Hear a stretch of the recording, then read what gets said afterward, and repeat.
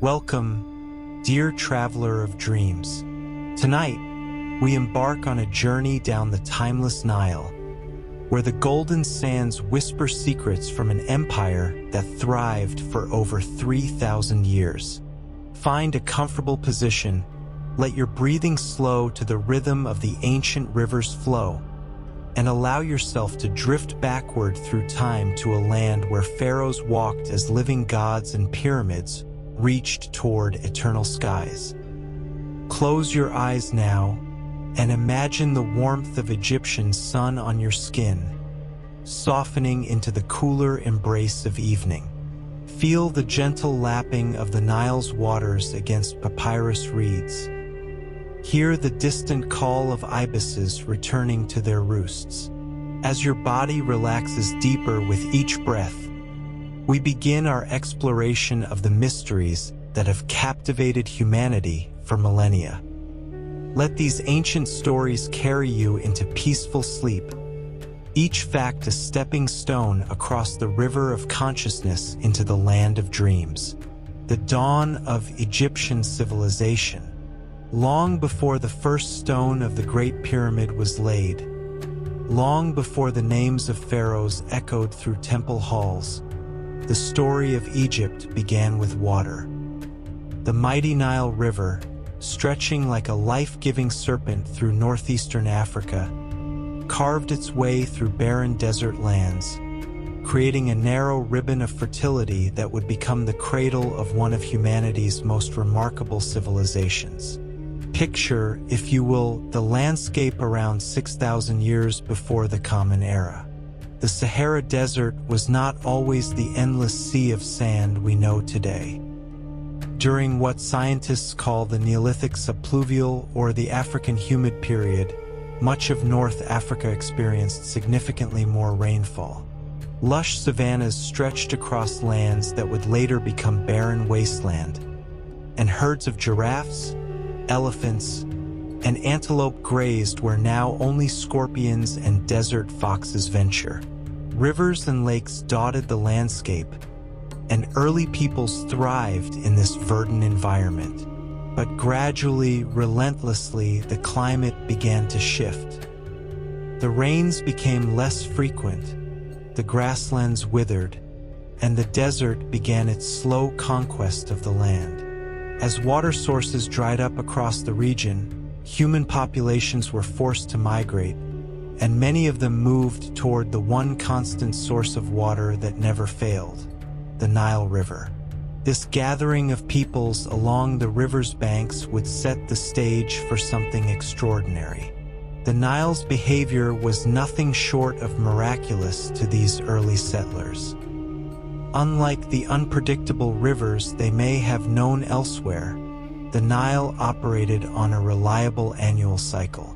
Each year, like clockwork, the river would swell with waters from distant Ethiopian highlands, flooding its banks and depositing rich, dark silt across the floodplain. When the waters receded, they left behind incredibly fertile soil, perfect for growing crops. This predictable bounty allowed communities to settle permanently, to plan for the future, to build, and to dream. The ancient Egyptians themselves recognized this gift. They called their land Kemet, meaning the Black Land, referring to the rich, dark soil left by the Nile's flood. The desert beyond, harsh and lifeless, they called Deshret, the Red Land. This stark contrast between life and death, between fertility and barrenness, would profoundly shape Egyptian philosophy, religion, and culture for thousands of years to come. By around 5,500 BCE, distinct cultures began to emerge along the Nile Valley. Archaeologists have identified these cultures by the unique pottery styles, tools, and burial practices they left behind. The Bedarian culture, one of the earliest, flourished in Upper Egypt around 4400 to 4000 BCE.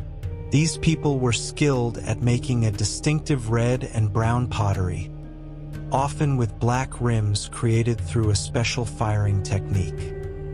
They buried their dead in simple oval graves, carefully positioned facing west toward the setting sun, an early hint of the importance of the afterlife in Egyptian thinking.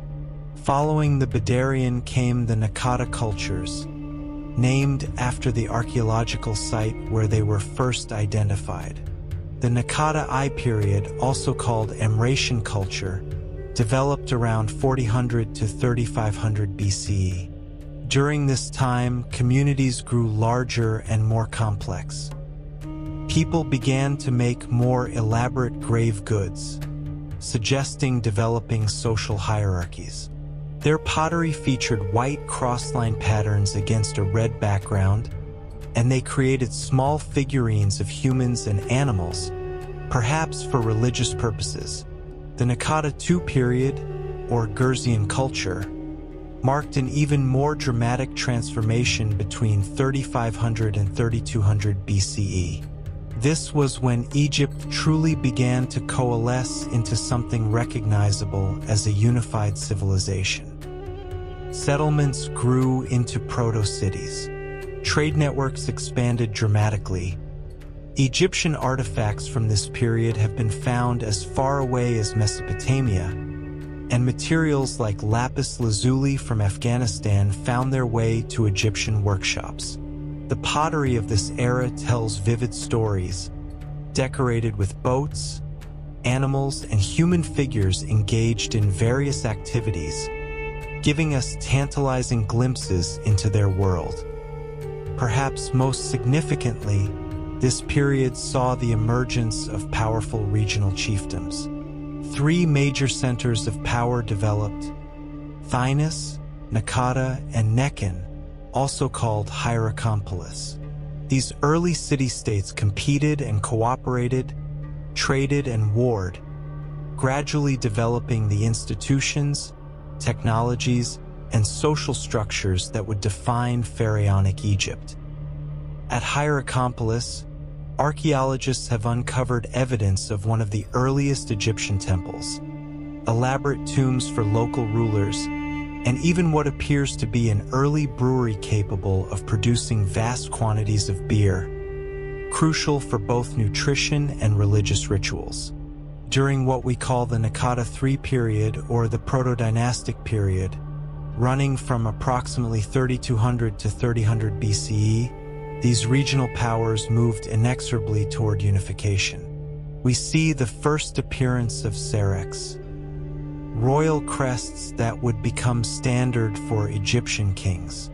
We see the development of hieroglyphic writing, with some of the oldest known examples dating to this era. We see increasing standardization of artistic styles, religious practices, and material culture across the entire Nile Valley. The traditional story, passed down through Egyptian history and recorded by ancient historians, tells of a king named Narmer, also known as Menes, who unified Upper and Lower Egypt around 3100 BCE, becoming the first pharaoh of the First Dynasty. The famous Narmer palette, a ceremonial stone carving discovered at Hierakonpolis, depicts this king wearing both the white crown of Upper Egypt and the red crown of Lower Egypt, symbolizing his rule over both regions. On one side, he's shown smiting enemies. On the other, inspecting the beheaded corpses of his foes, a rather graphic reminder that this unification probably involved considerable violence alongside diplomacy. Whether Narmer and Menes were the same person, or whether the unification happened exactly as the tradition describes, remains debated among scholars. But what we know for certain is that around 3100 BCE, something fundamental changed. Egypt became a unified kingdom under a single divine ruler, with a central government, standardized writing, and shared religious beliefs stretching from the Mediterranean coast in the north to the First Cataract in the south. This newly unified kingdom established its capital at Memphis, strategically located at the junction between Upper and Lower Egypt. From this central location, the pharaohs could oversee both regions of their domain. Memphis would remain one of Egypt's most important cities for thousands of years, home to magnificent temples, royal palaces, and eventually, the vast necropolises where pharaohs and nobles built their tombs. The early dynastic period, encompassing the first and second dynasties from approximately 3100 to 2686 BCE, saw rapid development. The hieroglyphic writing system expanded and became more sophisticated, allowing for more complex record-keeping. Royal administration became more elaborate, with officials handling taxation, law, trade, and religious affairs. Artistic conventions were established that would remain remarkably consistent for 3 millennia. The way humans were portrayed in art, the symbolic meaning of colors, the proper way to depict gods and kings. Religious beliefs that would sustain Egyptian civilization through all its ages began to take definitive form. The concept of divine kingship, the idea that the pharaoh was not merely appointed by the gods but was himself a god incarnate on earth, became central to Egyptian political and spiritual life. The pharaoh was seen as the living embodiment of Horus, the falcon god, and upon death would become one with Osiris, the god of the afterlife. This divine status gave the pharaoh immense authority but also immense responsibility. He was the intermediary between the human and divine worlds, responsible for maintaining Ma'at, cosmic order, justice, and balance. The Nile continued to be the lifeblood of this emerging civilization. Every aspect of Egyptian life revolved around the river. It provided water for drinking and irrigation. It deposited the fertile silt that made agriculture possible. It served as the primary highway for transportation and communication. Boats could travel north with the current or south with the prevailing winds. The Nile's annual flood cycle even determined the Egyptian calendar. The year was divided into 3 seasons: Ake, the inundation when the river flooded; Parait, the growing season when crops were planted and tended; and Shimu, the harvest, when crops were gathered before the next flood. Egyptians became master boat builders by necessity. Some of the earliest surviving images from pre-dynastic Egypt show boats, and by the early dynastic period, Egyptians were constructing sophisticated vessels. They built simple papyrus reed boats for fishing and local transport, but they also constructed large wooden ships for long-distance trade and transportation of heavy materials. These boats, propelled by oars and sails, could carry massive stone blocks for construction projects, trade goods from distant lands, and royal processions up and down the Nile. The ancient Egyptians viewed their world through a lens of dualities. The Black Land versus the Red Land, Upper Egypt versus Lower Egypt, life versus death, order versus chaos. But these weren't seen as opposing forces so much as complementary aspects of existence, both necessary for the proper functioning of the universe. This philosophy of balance, embodied in the concept of Ma'at, would guide Egyptian civilization through periods of greatness and crisis alike. As you relax deeper into sleep, imagine yourself floating gently down this ancient river. The sun sets in glorious orange and pink behind the western desert. Along the riverbanks, farmers guide water into irrigation channels, ensuring their crops receive the Nile's blessing. In the distance, the silhouette of a temple rises against the dimming sky. The sound of voices chanting prayers drifts across the water. You are witnessing the dawn of a civilization that would endure longer than any other in human history, a culture whose achievements would echo through the ages. Pyramid mysteries and construction. As Egypt's civilization matured and entered what historians call the Old Kingdom around 2686 BCE, an age of unprecedented architectural ambition began. The Egyptians, having mastered the construction of mud-brick structures and simple stone tombs, were about to embark on building projects that would define their legacy for all time: the pyramids. The story of pyramid construction begins not with the Great Pyramid of Giza, but with humbler origins. In the earliest dynasties, Egyptian kings were buried in rectangular, flat-roofed tombs called mastabas. The word mastaba comes from the Arabic word for bench, which describes their appearance. These structures, built of mud brick and later stone, contained underground burial chambers accessed by vertical shafts. They were substantial monuments, but they were about to evolve into something far more extraordinary. The breakthrough came during the reign of Pharaoh Djoser in the 3rd dynasty, around 2670 BCE. Djoser's vizier and chief architect was a man named Imhotep, whose reputation for wisdom and skill was so great that he was later deified, worshipped as a god of medicine and architecture. Imhotep conceived something revolutionary. Rather than building a single mastaba, why not stack progressively smaller mastabas on top of each other, creating a step structure reaching toward the sky? The result was the step pyramid at Saqqara, the first large-scale stone structure in history, rising about 60 meters high, with 6 distinct levels.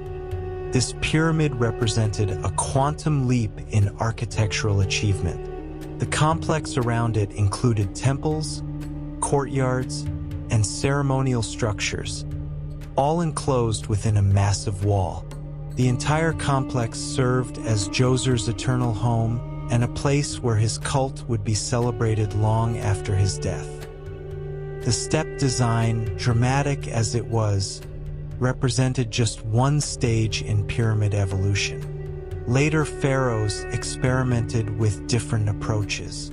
The bent pyramid at Dashur, built for Pharaoh Sneferu around 2600 BCE, shows an interesting transition. It starts at one angle, then partway up, the angle changes to something less steep, giving the pyramid its distinctive bent appearance. Scholars believe the builders changed the angle mid-construction, perhaps fearing the original angle was too steep and the structure might collapse. Sneferu, determined to create the perfect pyramid, tried again. His red pyramid, also at Dashur, became the first successful true pyramid, a smooth-sided structure rising at a consistent angle from base to apex. This achievement paved the way for the most famous pyramids of all. The 4th dynasty pharaoh Khufu, Sneferu's son, commissioned what would become the largest pyramid ever built, the Great Pyramid of Giza. Completed around 2560 BCE, this colossal monument originally stood 146 meters tall, making it the tallest man-made structure in the world, a title it held for nearly 4,000 years. The precision of its construction staggers the imagination. The base is level to within just 2 centimeters, and the 4 sides are aligned to the cardinal directions with remarkable accuracy, within just a fraction of a degree. The Great Pyramid was constructed from approximately 2.3 million limestone blocks, each weighing an average of 2.5 tons, though some of the larger granite blocks used in the King's Chamber weigh as much as 80 tons. The mathematics is humbling. If you assume a 20-year construction period, as ancient historian Herodotus suggested, the builders would have needed to set a massive stone block in place approximately every 5 minutes, working around the clock every single day for 2 decades. How did they accomplish this seemingly impossible feat? The question has puzzled scholars for centuries and spawned countless theories, from the plausible to the fantastical. We can definitively rule out some of the more outlandish explanations. No, aliens did not build the pyramids, and no, they were not constructed by Hebrew slaves as depicted in certain religious traditions. Archaeological evidence has thoroughly debunked these myths. What we know from archaeological research paints a picture of sophisticated organization, ingenious engineering, and immense human effort. The pyramids were built by skilled Egyptian workers, tens of thousands of them who were paid for their labor. In 1990, archaeologists discovered the workers' village and cemetery near the Giza pyramids. The graves contained the bodies of workers who had clearly performed heavy manual labor. Their bones showed evidence of the physical stress and occasional injuries one would expect from such work. But significantly, many of these injuries had been carefully treated and healed, indicating that workers received medical care. The workers were also buried with dignity and with grave goods, something that would never have been afforded to slaves. A remarkable discovery in 2013 shed even more light on pyramid construction. French archaeologist Pierre Taulet uncovered fragments of papyrus at Wadi al-Jarf, an ancient harbor on the Red Sea coast. These papyri, known as the Diary of Mirror, date to the reign of Khufu and provide a first-hand account from an official involved in transporting limestone blocks from quarries at Tura to Giza by boat. The logbooks describe routine operations, organizing teams of workers, managing the boat transport of materials, delivering blocks to the construction site, all matter-of-fact entries that make the impossible seem remarkably mundane. The limestone blocks that form the bulk of the pyramid were quarried relatively nearby. Evidence of ancient quarries can still be seen on the Giza Plateau itself. Workers used copper and bronze tools to cut channels around blocks, then drove wooden wedges into the channels. When water was poured on the wedges, they expanded, splitting the blocks free from the bedrock. The blocks were then roughly shaped at the quarry to reduce their weight for transport. Moving these massive stones remained the greatest challenge. The most widely accepted theory involves large wooden sledges placed beneath the blocks, which workers then pulled over prepared pathways. A 2014 experiment by physicists at the University of Amsterdam confirmed an ancient Egyptian technique depicted in tomb paintings. Workers poured water on the sand in front of the sledge, which reduced friction by as much as 50%, making it much easier to drag heavy loads. But getting blocks to the construction site was just the beginning. The question that has generated the most debate is, how did they raise these enormous stones to ever-increasing heights? The most commonly proposed solution involves ramps. We know the Egyptians used ramps. Evidence of them has been found at various construction sites. But what kind of ramps? A straight ramp running from ground level to the pyramid's summit would need to extend over a mile and would require more material than the pyramid itself. Clearly impractical. Various alternatives have been proposed. A ramp that spiraled around the pyramid, zigzagging ramps on one or more sides, or a combination of external and internal ramps. French architect Jean-Pierre Houdin has suggested an intriguing internal ramp theory. After the pyramid reached a certain height, workers used a ramp inside the pyramid itself, running just beneath the outer casing stones. This would explain both how the upper levels were completed and why we find no evidence of massive external ramps today. The external ramps would have been removed and their materials recycled, while internal ramps would be hidden within the structure. Recent research using advanced technology has revealed more secrets hidden within the Great Pyramid. In 2017, scientists using muon radiography, a technique that uses cosmic rays to map internal structures, discovered a previously unknown void inside the pyramid, about 30 meters long. The purpose of this void remains mysterious, though it might represent an architectural feature related to construction or stress distribution rather than a hidden chamber. The pyramid complex was far more than just the pyramid itself. Each pyramid was surrounded by temples, causeways, smaller satellite pyramids, and often a solar boat pit.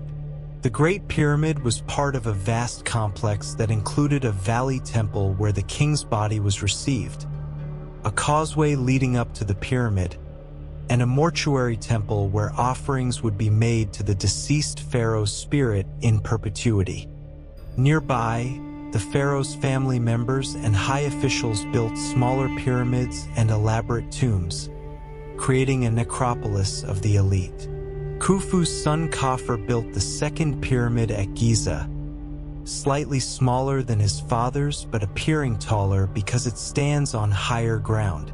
Khafre also constructed or renovated the Great Sphinx, that enigmatic monument with the body of a lion and a pharaoh's head, which gazes eternally toward the rising sun. The Sphinx, carved from a single massive outcrop of limestone, measures over 73 meters long and stands 20 meters high. Time and weather have eroded its features, particularly its nose, which was likely damaged long after the pharaohs had vanished. The Sphinx was already ancient and mysterious by the time of the New Kingdom, and later pharaohs conducted restoration work on it, fascinated by this relic from a distant age. The third major pyramid at Giza was built by Menkaure, Khafre's successor. Though considerably smaller, about half the size of the Great Pyramid, it's still an impressive monument, and its complex included elaborate temples decorated with fine statuary. With Menkaure's pyramid, the age of the Great Pyramids came to an end. Later pharaohs continued to build pyramids, but none would match the scale of the Fourth Dynasty monuments.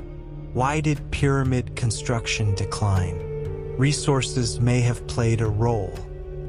The enormous investment of labor, materials, and time required to build these monuments strained even Egypt's considerable resources. Menkaure's successor, Shepsgaf, was buried in a modest mastaba, unable or unwilling to construct a pyramid. As the Old Kingdom progressed, power began to shift away from the absolute authority of the God King toward a more distributed system involving powerful provincial governors and an increasingly assertive priesthood. The resources and centralized authority necessary for such massive projects were no longer as readily available. But the legacy of the pyramids endured. They stood as eternal monuments to Egypt's power and sophistication, visible for miles across the desert, impossible to ignore. They demonstrated Egypt's command of mathematics, engineering, organization, and sheer determination. The pyramids told the world, in the most emphatic way possible, Egypt was a great civilization, and its pharaohs were divine beings whose power transcended death itself. The workers who built these monuments left graffiti on some of the stone blocks, marks identifying their work gangs, which had names like Friends of Khufu or Drunkards of Menkaure. These casual marks, scratched onto blocks that would stand for millennia, connect us across the ages to the real people who performed this monumental labor. They remind us that for all the mystery and grandeur of the pyramids, they were ultimately built by human hands, one block at a time, through years of determined effort.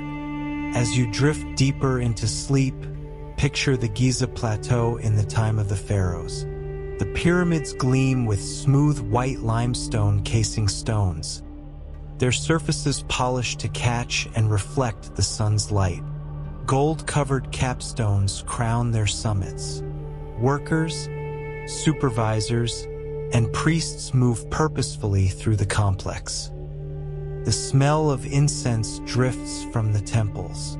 In the distance, the Nile's waters shimmer in the heat. This is Egypt at the height of its power, creating monuments that will outlast its empire by thousands of years. The pharaohs and royal power. At the heart of ancient Egyptian civilization stood a figure unlike any other ruler in the ancient world, the pharaoh. To understand Egypt is to understand the unique nature of pharaonic kingship, which blended absolute political authority with profound religious significance in a way that would endure for over 3,000 years. The word pharaoh itself comes from the Egyptian Pere, meaning great house, originally referring to the royal palace rather than the king himself. Over time, the term came to designate the ruler directly, much as we might say the White House when referring to the American president. But this linguistic shift reflected a deeper truth. In Egypt, the king and the state were essentially synonymous. The pharaoh wasn't just the head of government, he was Egypt. Egyptian theology held that the pharaoh was divine from the moment of his birth. He was believed to be the living embodiment of Horus, the falcon-headed sky god and symbol of kingship. Upon death, the pharaoh became one with Osiris, god of the underworld and the afterlife, while his successor took on the mantle of Horus. This perpetual cycle of Horus and Osiris, of life and death, of one reign ending and another beginning, provided stability and continuity even as individual rulers came and went. The pharaoh's divine nature wasn't merely symbolic. Egyptians believed the pharaoh literally maintained the cosmic order. Every morning, the pharaoh was expected to perform rituals that helped the sun god Ra complete his nightly journey through the underworld and be reborn at dawn. The pharaoh's prayers and offerings in temples throughout Egypt sustained the gods, and the gods, in turn, sustained the land. If the pharaoh failed in his duties, the result could be catastrophic. The Nile might not flood, crops might fail, and chaos or isfit would overcome Ma'at, the cosmic balance. This belief in the pharaoh's divine role had profound implications. It meant that the pharaoh's will was quite literally the will of the gods. His commands carried divine authority. To disobey the pharaoh was to violate the natural order of the universe. This conviction provided the ideological foundation for the pharaoh's absolute power over Egypt's resources, laws, and people. Yet, for all his theoretical omnipotence, the practical reality of governing Egypt required the pharaoh to work through a complex bureaucracy. The vizier, the pharaoh's chief minister, handled much of the day-to-day administration. During some periods, there were two viziers, one for Upper Egypt and one for Lower Egypt. The vizier supervised taxation, justice, public works, and the army. He was the pharaoh's eyes and ears, ensuring the royal will was implemented throughout the kingdom. Below the vizier, a vast apparatus of officials, scribes, provincial governors, and priests kept Egypt functioning. The nome system divided Egypt into administrative districts, each overseen by a nomarch who collected taxes, administered justice, and oversaw local construction projects. These provincial governors could wield considerable power, particularly during weak periods of central authority, and their loyalty to the pharaoh was crucial to maintaining stability. Not all pharaohs were men, though they were rare exceptions. The concept of kingship in Egypt was inherently male. The pharaoh needed to embody male divine force to fulfill his cosmic role.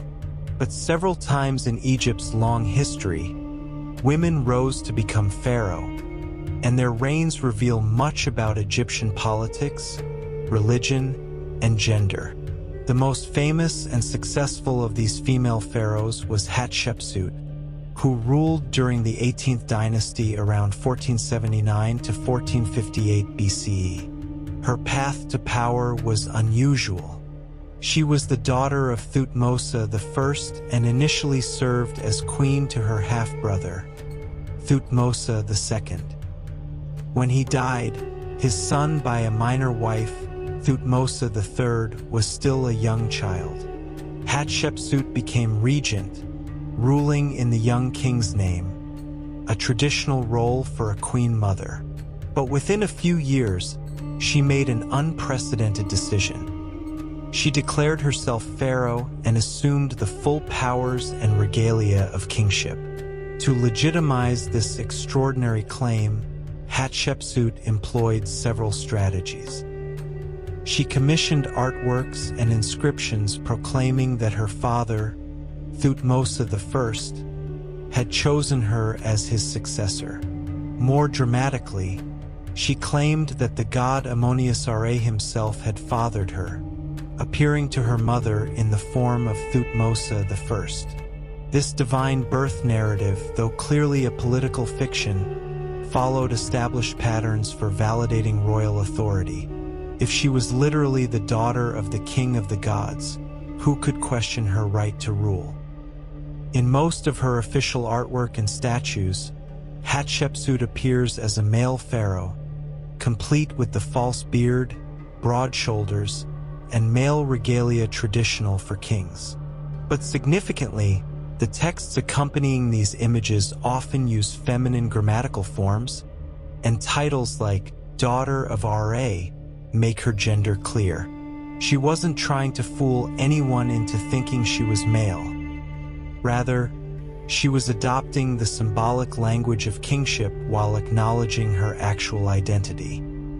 It was a masterful balancing act, asserting both her legitimacy as pharaoh and her unique status as a female king. Hatshepsut's reign was remarkably successful by any measure. She oversaw ambitious building projects, most notably her magnificent mortuary temple at Deir el-Bahari, built into the cliffs on the west bank of the Nile at Thebes. This terraced temple, with its colonnaded galleries and precise integration with the natural landscape, stands as one of ancient Egypt's architectural masterpieces. She also sponsored a famous trading expedition to the land of Punt, probably located in modern-day Eritrea or Somalia, which returned with valuable goods including gold, ebony, ivory, myrrh, and even live myrrh trees that were planted at her temple. Under Hatshepsut's rule, Egypt prospered. She kept peace with her neighbors, focusing on trade and construction rather than military conquest. The artistic production of her reign was superb, and her building projects employed thousands of workers. She ruled for about 20 years, making her one of the longest-reigning pharaohs of her era. Yet Hatshepsut's memory was nearly erased. Late in the reign of Thutmose III, after Hatshepsut had died and he ruled alone, someone, probably Thutmose himself, ordered a systematic destruction of Hatshepsut's monuments. Her statues were smashed, her cartouches chiseled off walls, her name removed from king lists. For centuries, Egyptology barely knew she had existed. Only in the 19th century, when scholars learned to read hieroglyphics and excavated her monuments, did Hatshepsut emerge from obscurity. Why was Hatshepsut's memory attacked? Older scholarship assumed it was personal vendetta, a stepson destroying his stepmother's legacy out of resentment. Modern historians suggest something more ideological. Thutmose III, in his later years, may have wanted to eliminate the anomaly of a female pharaoh from the historical record. Having a woman successfully occupy the throne challenged fundamental notions about kingship's male nature. By removing evidence of Hatshepsut's reign, Thutmose ensured the succession appeared to run smoothly from Thutmose II directly to Thutmose III, with no feminine interruption. Other pharaohs left their mark on history through military conquests, religious innovations, or architectural achievements. Thutmose III himself, after his stepmother's death, became Egypt's greatest military commander, expanding the empire to its maximum extent through campaigns in Syria, Nubia, and beyond. He fought 17 campaigns, won numerous victories, and brought vast wealth and territory under Egyptian control. Akhenaten, who ruled in the 14th century BCE, attempted the most radical religious revolution in Egyptian history, abandoning the traditional pantheon to worship a single deity, the Aten or sun disk. He moved the capital to a new city, Akhetaten, and promoted a naturalistic artistic style. His reforms died with him, and his successors tried to erase all memory of his heretical reign. But his brief experiment with something approaching monotheism has fascinated scholars ever since. Ramesses II, who reigned for 66 years in the 13th century BCE, built more monuments and left more colossal statues than any other pharaoh. His massive temples at Abu Simbel, with their 4 colossal seated statues of himself carved into the cliff face, exemplified the pharaoh's desire to project power and achieve immortality through art and architecture. Tutankhamun, a minor king who died young around age 18, would likely have been forgotten by history but for the discovery of his nearly intact tomb in 1922 by archaeologist Howard Carter. The treasures found in his tomb, the golden death mask, the elaborate coffins, the furniture, chariots, and thousands of other objects, provided an unprecedented glimpse into the wealth and artistry of the New Kingdom pharaohs. The pharaohs ruled through a combination of divine authority, military might, administrative efficiency, and propaganda. Their monuments proclaimed their power to all who could see. Their wars brought wealth and prestige. Their justice maintained order. Their building projects employed the population and beautified the land. They were warriors, high priests, judges, builders, and living gods, carrying responsibilities no mortal should have been able to bear. As you sink deeper into dreams, envision the throne room of a great pharaoh. The king sits on a golden throne, the double crown of Upper and Lower Egypt upon his head, the crook and flail crossed over his chest.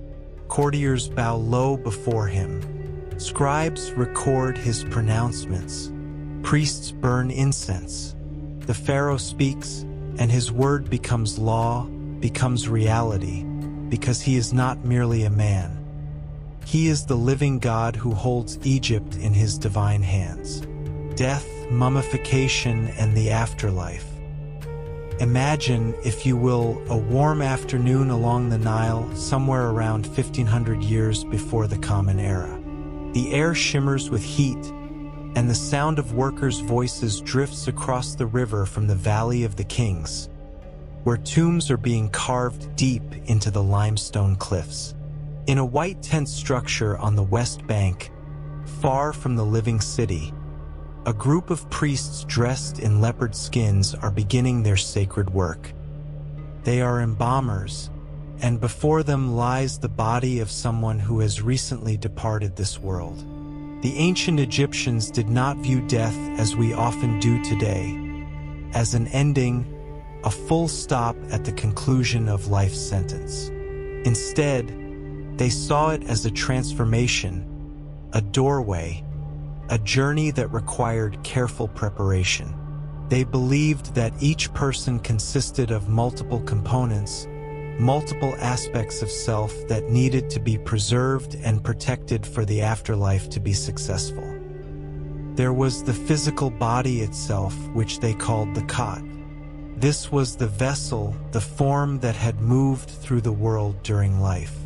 But the body alone was not enough. There was also the Ka, which we might think of as a person's life force or vital essence. The Ka was created at birth, born alongside the physical body, and it continued to exist after death, but it needed sustenance. It required offerings of food and drink to survive in the afterlife. This is why tomb paintings so often show tables laden with bread, beer, meat, and vegetables. These weren't just decorative elements, they were magical provisions for the Ka. Then there was the Ba, often depicted in Egyptian art as a human-headed bird. The Ba was something like the personality, the individual character that made each person unique. Unlike the Ka, the Ba could move freely between the world of the living and the world of the dead. Could leave the tomb during the day and return at night. But for the Ba to survive, it needed to be able to recognize and return to its body. This is why preservation of the physical form was so crucial. The Ba had to know where to go, had to recognize its home. There was also the Ak, the transfigured spirit, the illuminated being that a deceased person would become if they successfully navigated the trials of the afterlife. The Ak was the goal, the achievement, the blessed state of eternal existence among the gods and stars. And we cannot forget the Ren, the name. The Egyptians believed that a person's name was not merely a label but an essential part of their being. As long as someone's name was spoken, as long as it was carved in stone or written on papyrus, that person continued to exist in some form. This is why the deliberate erasure of names from monuments was considered one of the most terrible punishments that could be inflicted, because it threatened to erase the person from existence itself, to cast them into the void of non-being. So with all these components of the self to preserve and protect, mummification became not just a practical matter of preservation but a sacred ritual of transformation.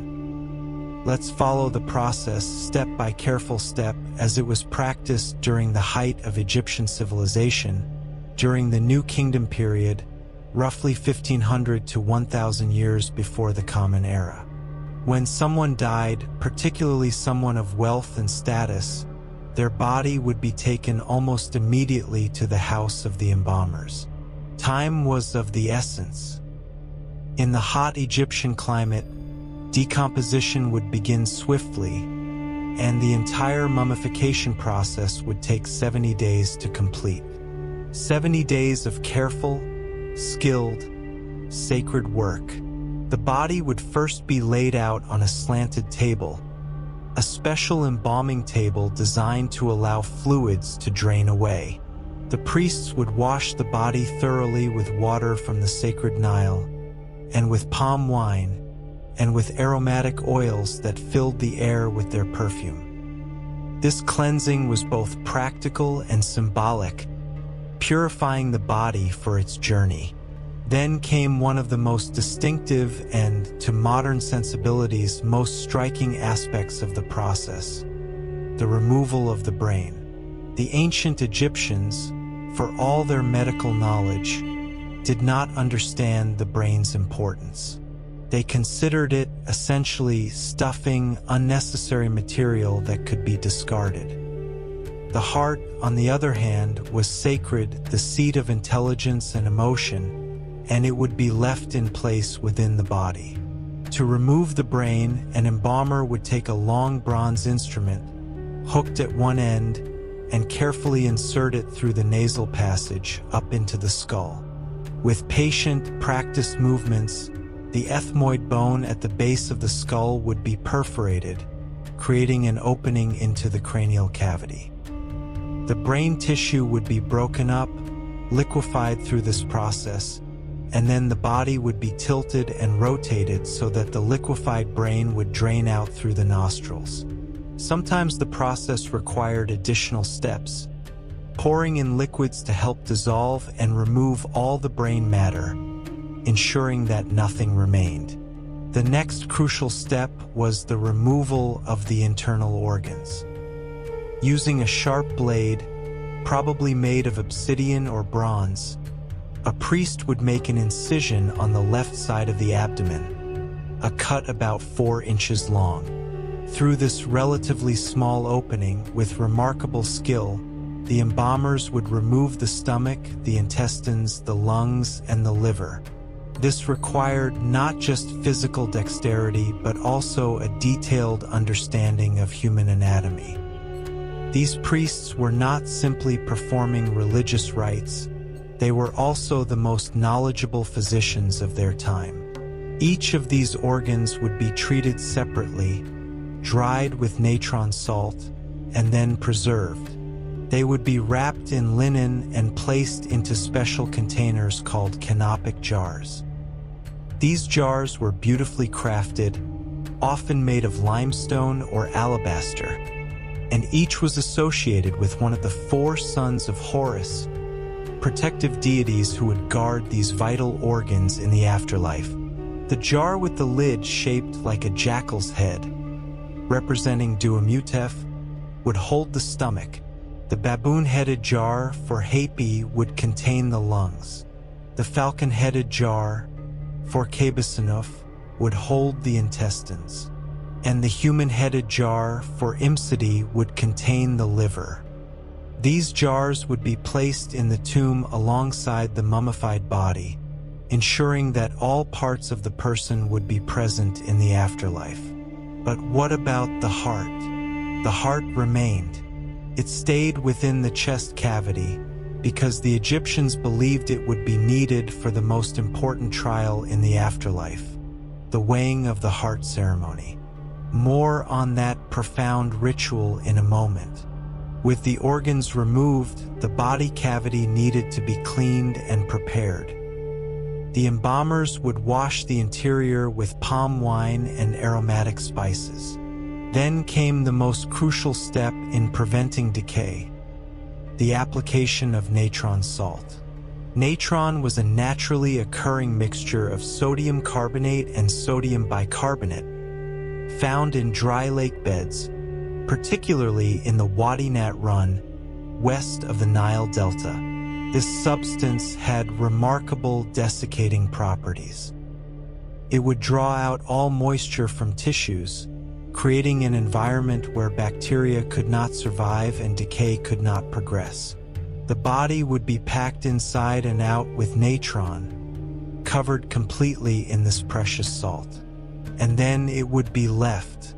For 40 days, the body would lie in natron, slowly, gradually drying out. The tissues would become desiccated, leathery. The skin would darken and shrink tight against the bones. All the moisture that had once filled living cells would be drawn out, absorbed by the natron, leaving behind a body that would not decay, that could last for thousands of years. After 40 days, the natron would be removed, brushed away carefully. The body would be cleaned again, washed with water from the Nile, anointed with oils and resins. Cedar oil, myrrh, cinnamon, and other expensive aromatics would be applied, their fragrance helping to mask any remaining odors and lending a sweet smell to the mummy. The body cavity would be packed with linen soaked in resin, with sawdust, with sand, with anything that would help the body maintain its shape. Sometimes aromatic materials like crushed myrrh would be included. The incision in the abdomen would be closed, often covered with a protective plate made of metal or wax, inscribed with the Eye of Horus or other protective symbols. For important individuals, artificial eyes might be placed in the eye sockets, made of painted stone or linen. Makeup might be applied to the face, trying to restore something of the person's living appearance. Every detail mattered because the BA needed to recognize this body as its home. And then the wrapping would begin.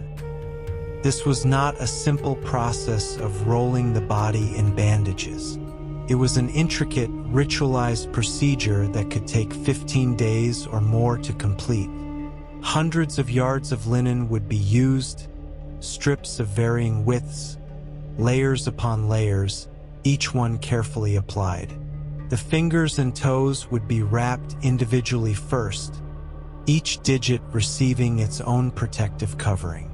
Then the limbs would be wrapped, the arms and legs bound close to the body. Between the layers, at specific points, protective amulets would be placed. These weren't mere decoration. They were magical objects, each with its own purpose and power. There might be a scarab amulet placed over the heart, inscribed with spells from the Book of the Dead, ensuring that the heart would not testify against its owner during the judgment in the afterlife. There might be an Ankh symbol representing life. There might be a Jed pillar, symbol of stability and endurance. There might be images of protective deities. Anubis, the jackal-headed god of embalming, Isis, the great mother goddess, Nephthys, her sister, protector of the dead. As each amulet was placed, as each layer of linen was applied, priests would recite spells and prayers.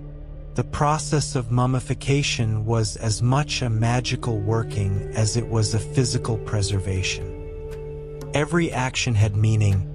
Every gesture was part of a ritual that transformed the deceased from a corpse into a mummy, from a dead body into a vessel ready to house the BA and journey into eternity.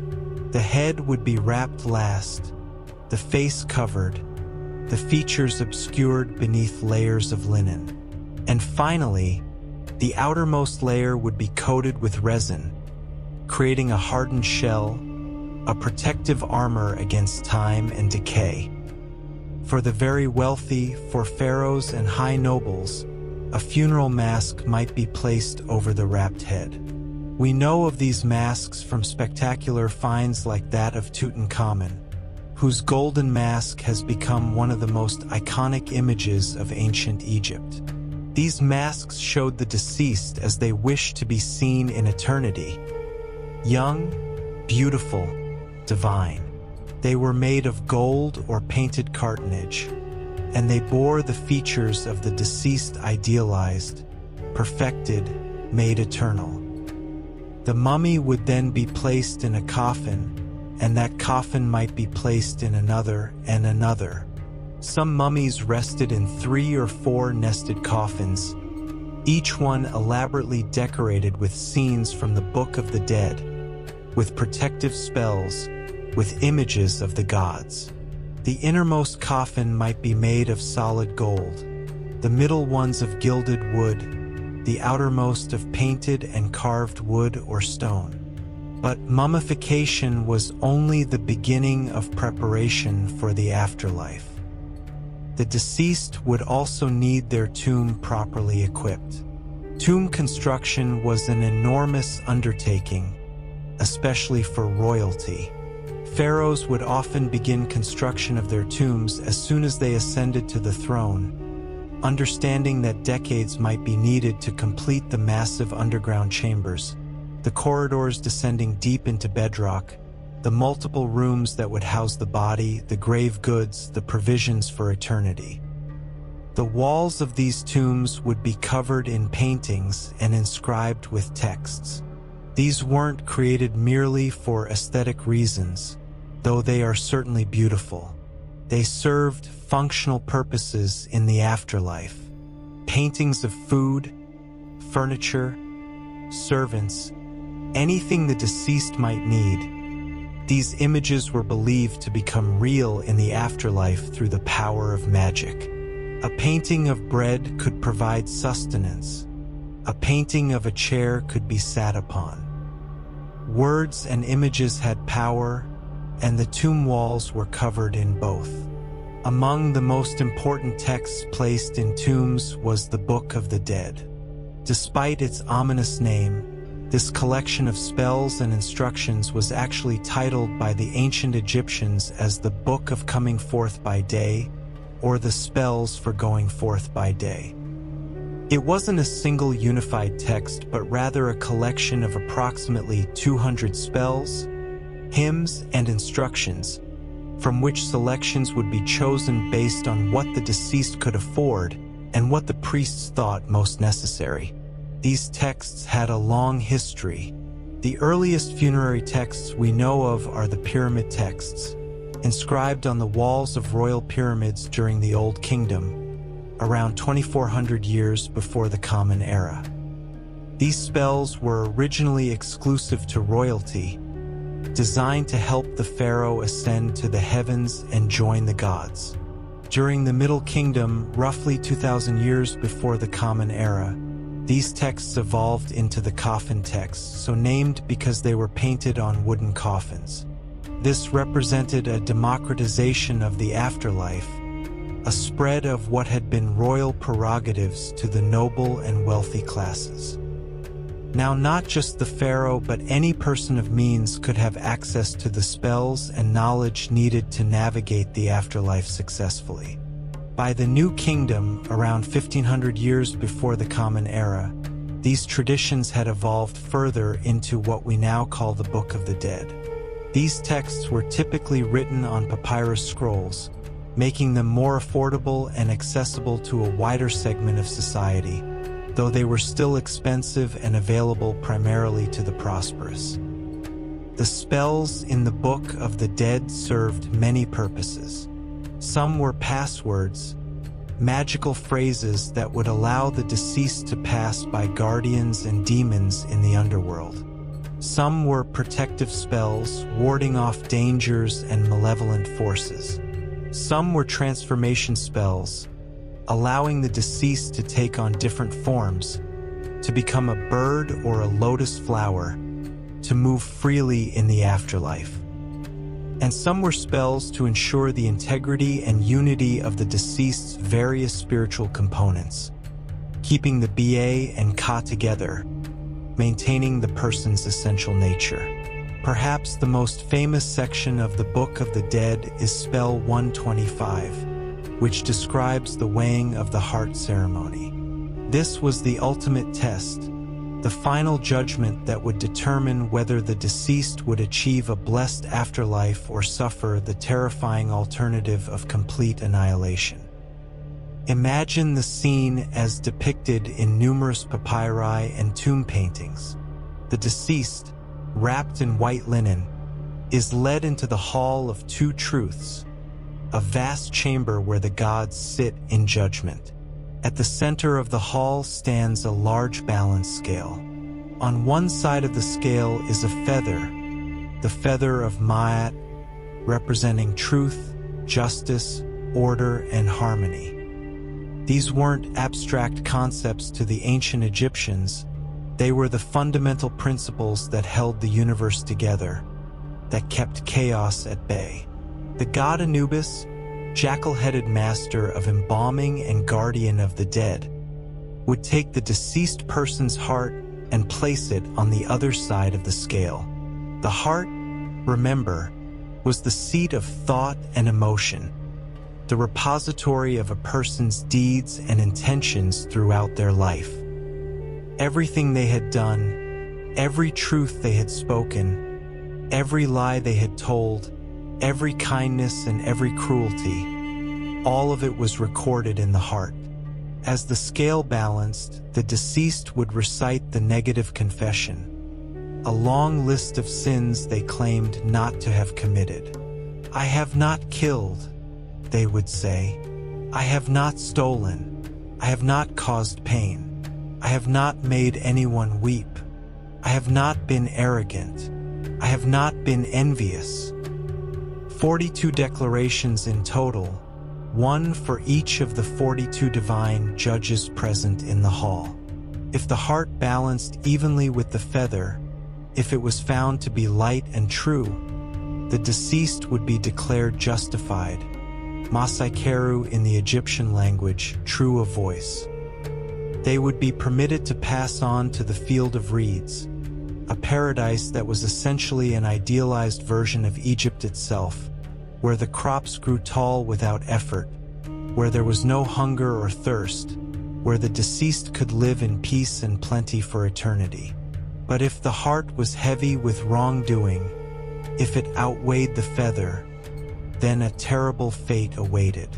Near the scale crouched a terrifying creature called Amit, the devourer of the dead.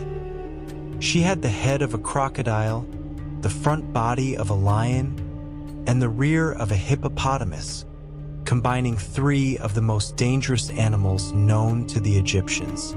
If the heart failed the test, Amit would devour it, and the deceased would cease to exist entirely, not consigned to some eternal punishment, but simply erased from existence, their name forgotten, their soul scattered, complete and final annihilation. This was the fate the Egyptians feared most, not suffering but non-being, the void, the ultimate darkness. To prevent this catastrophe, many Egyptians would include in their tombs a heart scarab, a large scarab beetle amulet inscribed with spell 30b from the Book of the Dead. This spell addressed the heart directly, beseeching it not to testify against its owner during the judgment. O my heart of my mother, O my heart of my different ages, do not stand up as a witness against me. Do not be opposed to me in the tribunal. Do not be hostile to me in the presence of the keeper of the balance. It was essentially a magical insurance policy, a way to hedge one's bets against the final judgment. But mummification and funerary texts were not the only provisions made for the afterlife. Tombs would be filled with grave goods, objects that the deceased might need or want in eternity. For the wealthy, this could mean furniture, clothing, jewelry, cosmetics, weapons, tools, board games for entertainment, even chariots. Food and drink would be provided, jars of wine and beer, baskets of bread, dried meat, jars of honey. There would also be servant figures called Ushabti or Shapti, small mummy-form statues inscribed with magical texts. The ancient Egyptians believed that in the afterlife, one might be called upon to perform labor, to work in the fields of the gods. The Ushabti figures were magical substitutes who would come to life and perform this work in place of the deceased. Spell 6 from the Book of the Dead was inscribed on these figures. O Ushabti, if I am called upon to do any work which is done in the realm of the dead, to cultivate the fields, to irrigate the riverbanks, to transport sand from east to west, you will say, "Here I am, I will do it." Some tombs contained hundreds of these figures, ensuring that the deceased would never lack for help. The day of the funeral itself was a major event, particularly for important individuals. A funeral procession would form, with professional mourners, priests, musicians, and bearers carrying the coffin and all the grave goods to the tomb. The mourners would wail and tear their clothes, throwing dust on their heads in dramatic displays of grief. This wasn't considered unseemly, quite the opposite. Loud, visible mourning was expected and appropriate, a way to honor the deceased and mark the significance of the transition. At the tomb entrance, one final crucial ritual would be performed, the opening of the mouth ceremony. A priest would approach the mummy with a special ritual tool, often made in the shape of an adze, a woodworking implement. He would touch this instrument to the mouth of the mummy, to the eyes, to the ears, to the hands, symbolically opening these organs, restoring their function for the afterlife. "I open your mouth with the adze of Anubis," the priest might chant. "I open your mouth with the iron tool which opens the mouths of the gods." This ceremony would restore the senses the deceased would need in the afterlife. They would be able to see, to hear, to speak, to eat and drink, to receive offerings, to recite the spells that would protect them on their journey. Without this ceremony, the mummy would be inert, unable to interact with the afterlife, essentially trapped and helpless. Only after this final ritual would the mummy be placed in the burial chamber, the coffin sealed, the treasures arranged around them, the walls inscribed with protective spells. The entrance to the tomb would be sealed, often with massive stone blocks, and covered with plaster that would be stamped with official seals. The deceased had been properly equipped, properly prepared, and now they would begin their journey through the Duat, the Egyptian underworld, facing trials and challenges, navigating by the light of the spells they had memorized and the texts they carried with them, seeking their way to paradise and eternity. Daily life in ancient Egypt. Now let's turn from death to life, from the grand mysteries of the afterlife to the more earthly realities of how people actually lived along the banks of the Nile. Because for all the elaborate death rituals and towering monuments, most ancient Egyptians were far more concerned with the immediate practical matters of survival and daily existence than with philosophical contemplations of eternity. Ancient Egyptian society was structured as a rigid hierarchy, often visualized as a pyramid, which is quite appropriate given the architectural achievements of the civilization. At the very apex of this social pyramid sat the pharaoh, who was not merely a political ruler but a divine being, the living embodiment of the god Horus, the son of Ra, the sun god, the essential link between humanity and the gods. The pharaoh's responsibilities were enormous. He was the commander of the armies, the chief priest, the judge and lawgiver, the owner of all the land, the guarantor of Ma'at, that cosmic order that kept chaos at bay. It was believed that if the pharaoh failed in his duties, if he did not perform the proper rituals, if he allowed Ma'at to falter, then the entire universe might collapse into isfit, disorder, and chaos. The Nile might fail to flood, plunging the land into famine. Enemies might invade. Disease might spread. Everything depended on the pharaoh maintaining balance. Of course, no single person could actually manage all these responsibilities alone. Just below the pharaoh sat his vizier, essentially a prime minister who handled the day-to-day administration of the kingdom. The vizier supervised the treasury, oversaw construction projects, managed the courts, collected taxes, and coordinated with regional governors. It was one of the most demanding jobs imaginable, and those who held the position were among the most powerful people in Egypt. Below the vizier were the nobles and high officials, men and very occasionally women, who governed the various nomes, the administrative regions into which Egypt was divided. These provincial governors ruled like minor kings within their territories, collecting taxes, maintaining order, settling disputes, and ensuring that their regions contributed appropriately to the national economy. Noble families could be enormously wealthy, owning vast estates worked by farmers and laborers. The priesthood occupied a special place in the hierarchy, particularly the priests of major gods like Ammonius-Ra at Karnak. These weren't simple religious officials. The major temples were enormous economic institutions, owning land, managing workers, storing grain, producing goods.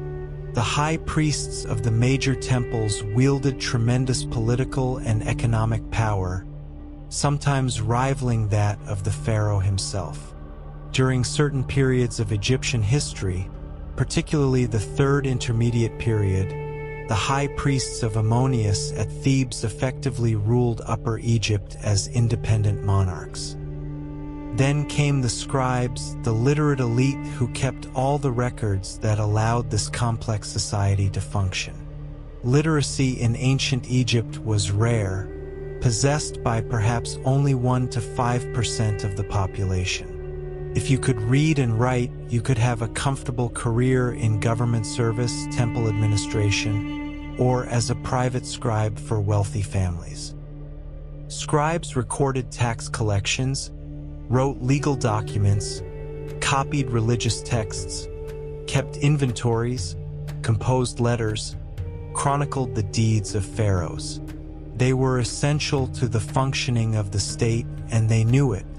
Surviving texts show scribes boasting about their profession, about how they worked in the shade while others toiled in the sun, about how their words would live forever while manual labor was forgotten.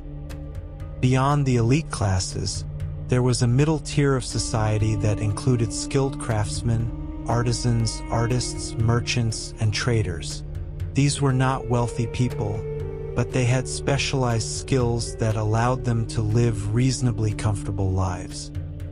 Stone masons who could carve hieroglyphs, painters who could decorate tomb walls, goldsmiths who could fashion intricate jewelry, carpenters who could build fine furniture. All of these skilled workers found steady employment, particularly during periods of large-scale building projects.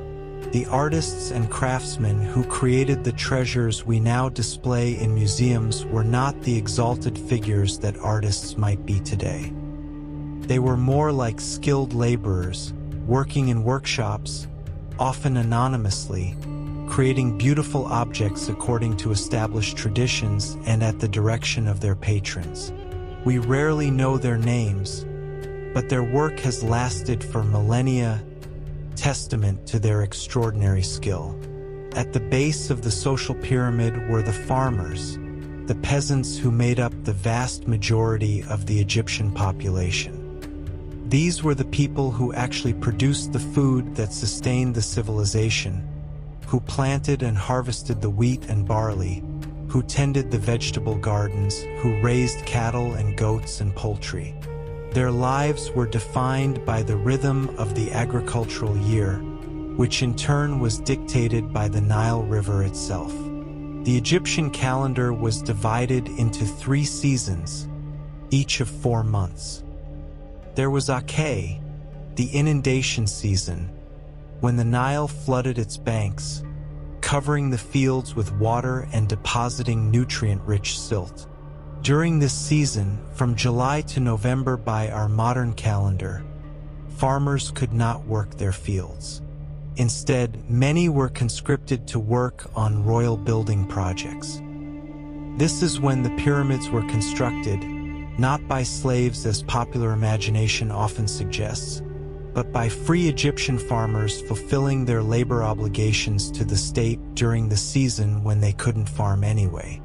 Then came Parade, the growing season, from November to March, when the floodwaters receded and the fields emerged, covered in fresh dark silt. This was the time for plowing and planting. Farmers would drive their oxen, pulling wooden plows that cut shallow furrows in the soft mud. They would scatter seed by hand, walking up and down the rows. To press the seed into the soil, they would sometimes drive sheep or goats across the fields. Then they would pray to the gods for a good growing season, for adequate rainfall, for no pests or diseases to ruin the crop. Finally came Shimu, the harvest season from March to July, when the crops matured and had to be cut, threshed, winnowed, and stored before the next inundation began. This was backbreaking work under the brutal Egyptian sun. Teams of workers with curved sickles would cut the grain. Others would bundle it and transport it to threshing floors where oxen would walk over it, separating the grain from the chaff. The grain would be winnowed by tossing it in the air, letting the wind carry away the lighter chaff while the heavier grain fell back to the ground. Then it would be measured, taxed. Scribes would be present to record exactly how much was produced, and stored in granaries. The life of a farmer was hard. There's no glossing over that reality. They worked from sunrise to sunset during the growing and harvest seasons. Their survival depended on forces they couldn't control. The timing and extent of the Nile flood, the weather, the depredations of locusts or other pests, diseases that might strike their crops or animals. They lived in small villages in simple houses made of mud brick, with reed roofs, dirt floors, and minimal furniture. Their diet was monotonous, bread and beer being the staples, supplemented with onions, garlic, lentils, and whatever vegetables they could grow in small gardens. Meat was a rare luxury for most farmers, reserved for festivals or special occasions. And yet, despite the hardness of their lives, there's evidence that many farmers felt pride in their work. Tomb paintings commissioned by wealthy landowners, which needed to show idealized scenes of estate life to magically reproduce them in the afterlife, depict farmers singing while they work, making jokes, taking breaks to share food and drink. Whether this represents actual conditions or idealization is debatable, but it suggests at least an aspiration toward finding satisfaction even in hard labor. Below, even the farmers were the slaves, though slavery in ancient Egypt was quite different from what we might imagine based on more recent history. Most slaves in Egypt were prisoners of war, captured during military campaigns and brought back to Egypt to work. Some were also people who had fallen into debt and sold themselves into bondage to survive. But slavery wasn't necessarily a permanent condition. Slaves could sometimes earn their freedom, could be granted freedom by their owners, could even eventually integrate into Egyptian society as free people. Slaves worked in households, in temples, in quarries and mines, in fields. They were property, but they weren't treated with the systematic cruelty that has characterized slavery in some other societies and periods. Family was absolutely central to ancient Egyptian society across all social classes. Most Egyptians lived in nuclear family units: a husband, wife, and their children. Extended families might live close by, in neighboring houses, creating tight-knit family compounds. Marriage was primarily a practical arrangement, a contract between families, though affection and attraction certainly played roles in many matches. Love poems survive from ancient Egypt, showing that romantic love was recognized and valued. Marriage itself was surprisingly informal by modern standards. There was no elaborate ceremony, no religious ritual required. A couple became married essentially by deciding to live together and setting up a household. There might be a feast, there would certainly be gifts and negotiations about property, but the marriage itself was formalized simply by cohabitation. Women in ancient Egypt had remarkable rights compared to women in many other ancient societies. They could own property independently of their husbands. They could buy and sell goods.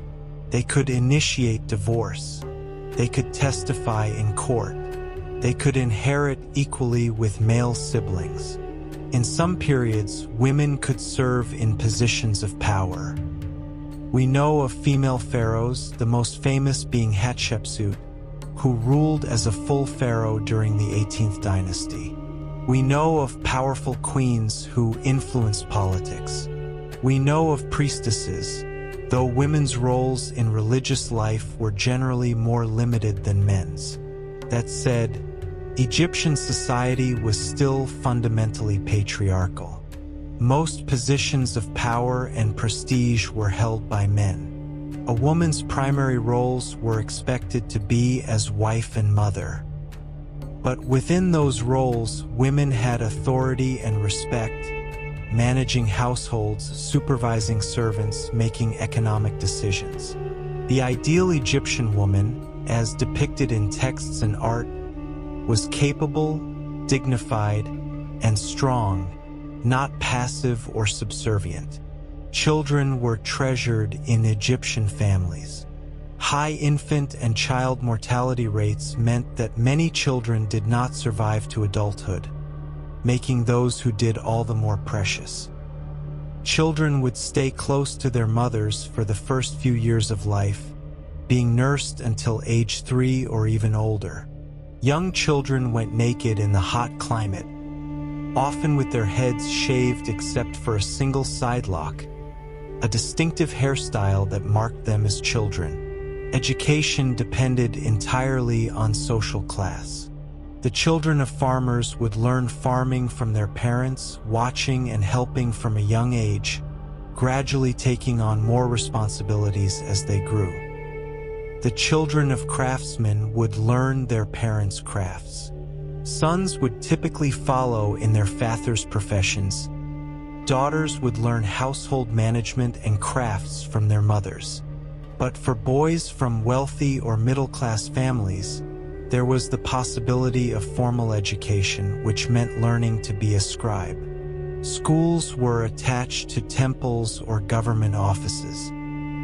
Boys, usually beginning around age 5 or 6, would be taught to read and write the complex hieroglyphic script, along with the more cursive hieratic script used for everyday documents. They would practice by copying classic texts on broken pottery shards or pieces of limestone called ostraca, writing and rewriting until they had mastered the hundreds of hieroglyphic signs and their various uses. They would learn mathematics, enough to calculate areas and volumes, to keep accounts, to compute tax rates. They would learn about history and literature, copying out the classic tales and wisdom literature that formed the cultural foundation of Egyptian civilization. The training was rigorous and could last for years. Teachers were not gentle. Beatings and harsh discipline were common. But if a boy could complete the training, he would have opportunities for advancement far beyond what physical labor could offer. As the saying went in Egyptian wisdom literature, the scribe sits in his office, his clothes are clean, his hands are smooth while others toil in the fields. Entertainment and leisure, when people had time for it, took various forms. Music was enormously popular.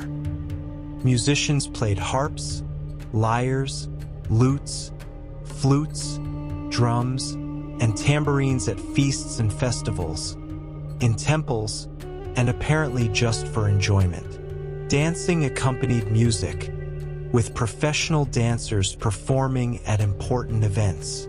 Tomb paintings show dancers in various poses, some quite acrobatic.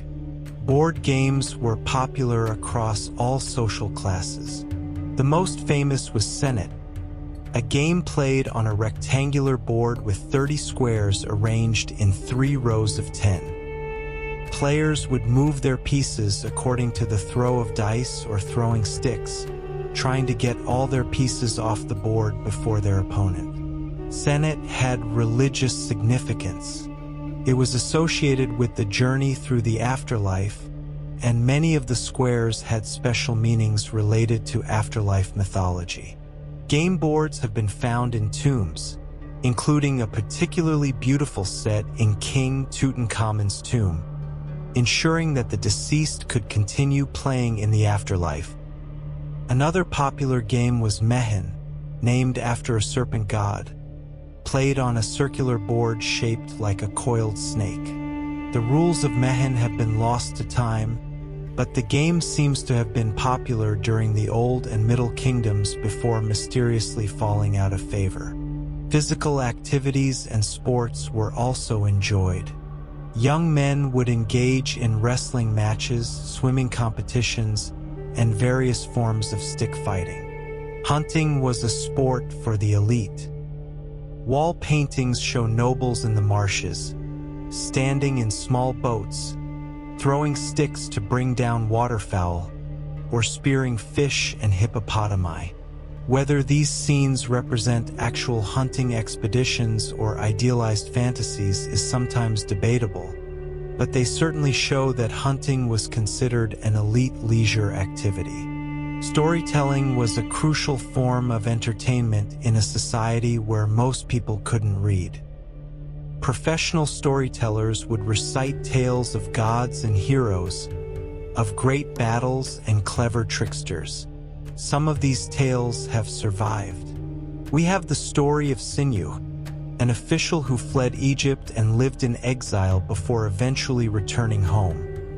A tale that explores themes of loyalty, identity, and homecoming. We have the tale of the shipwrecked sailor, a fantastical adventure story involving a magical serpent on a remote island. We have the contendings of Horus and Set, a mythological tale full of humor, violence, and divine intrigue. Festivals punctuated the year, breaking up the monotony of daily labor.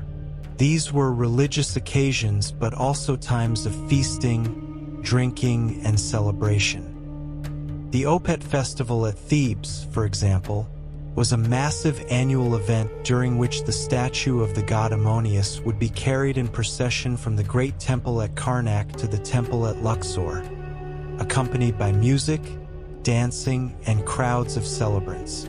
The journey took weeks, with stops at various shrines along the way, and the entire city would have participated in the festivities.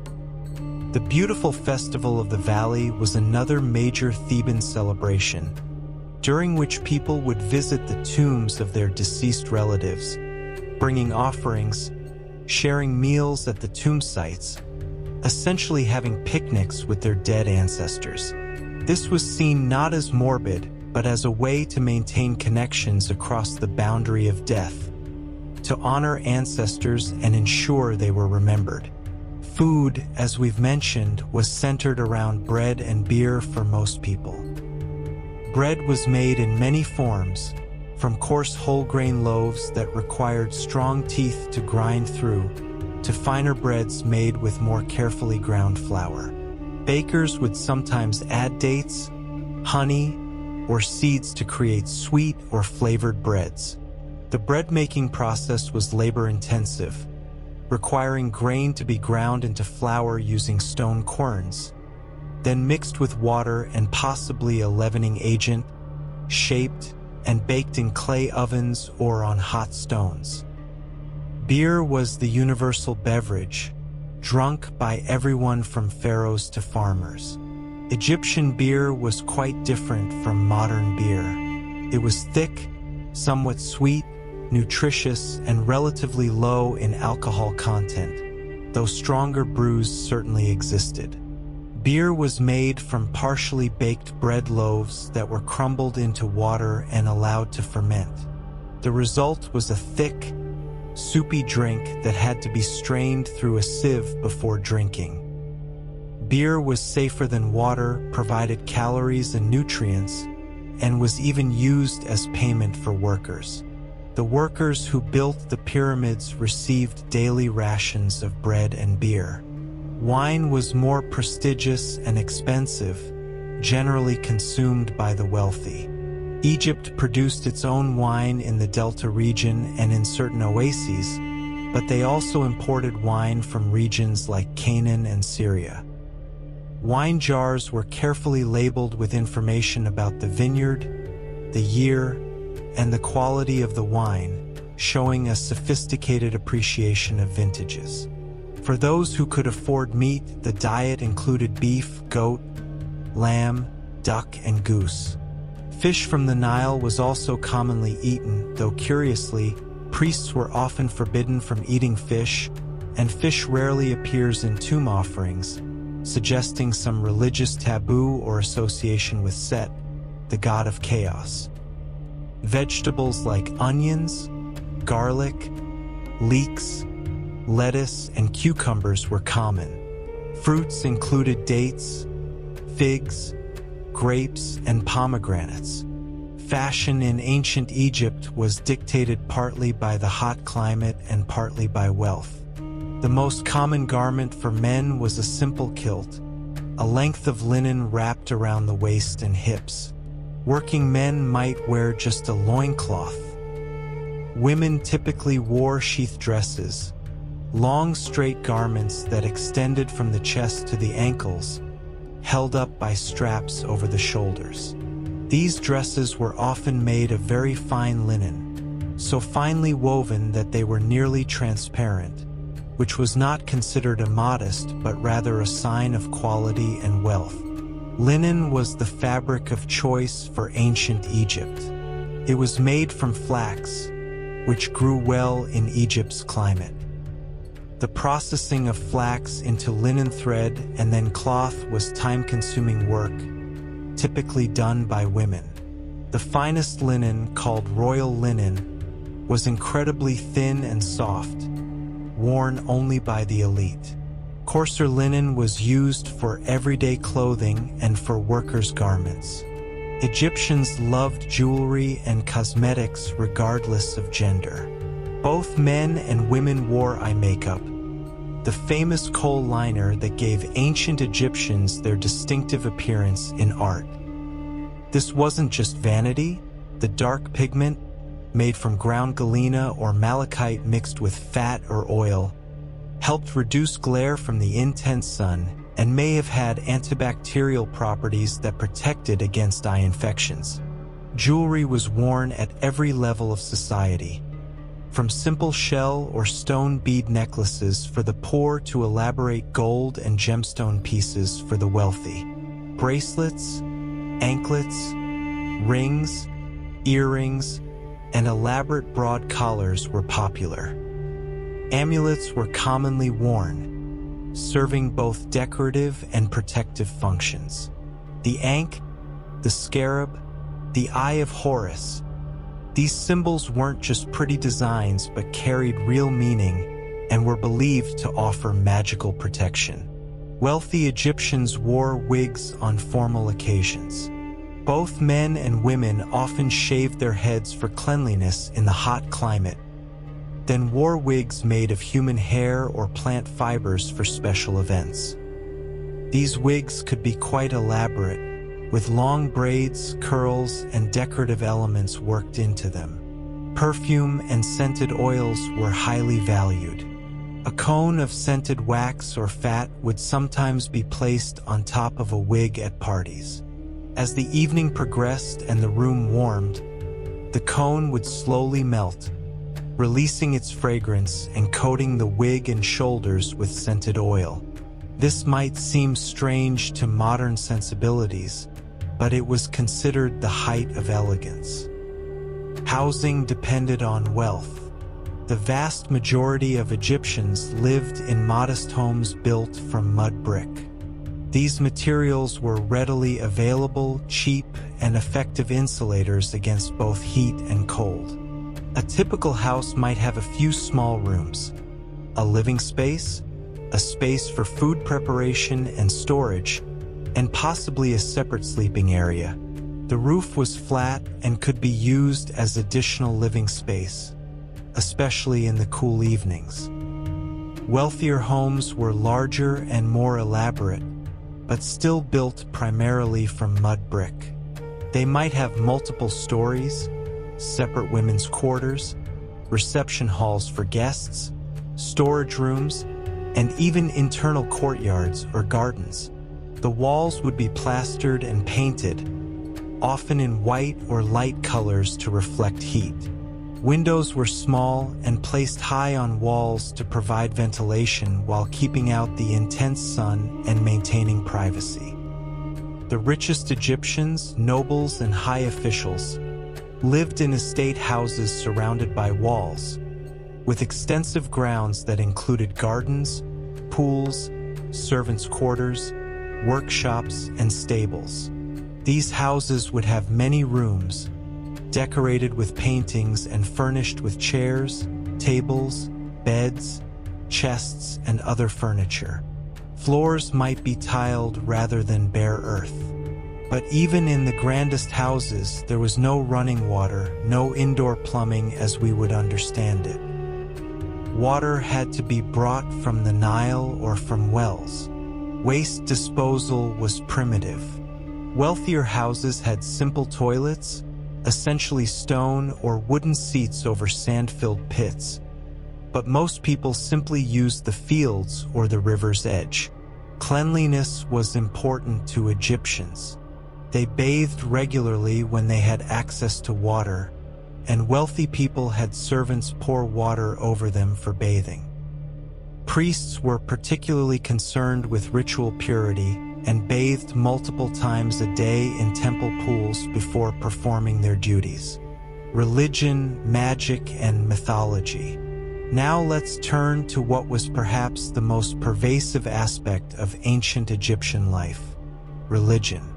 To say that the ancient Egyptians were religious people would be a dramatic understatement. Religion wasn't a separate compartment of life that they visited once a week. It was woven into absolutely everything they did, every decision they made, every aspect of their existence from birth to death and beyond. The Egyptian pantheon was vast and complex, with hundreds of deities, many of whom had overlapping functions and associations. Some gods were worshipped throughout all of Egypt, while others were primarily local deities, important in particular cities or regions but less known elsewhere. Some gods were ancient, worshipped from the very beginnings of Egyptian civilization, while others rose to prominence during particular periods and then faded. At the apex of the pantheon during most periods was Ra, the sun god. This makes perfect sense for a civilization in the desert where the sun dominated daily life. Ra was the creator, the king of the gods, the source of light and life. Each day, the sun's journey across the sky was understood as Ra traveling in his solar bark, his boat sailing across the sky.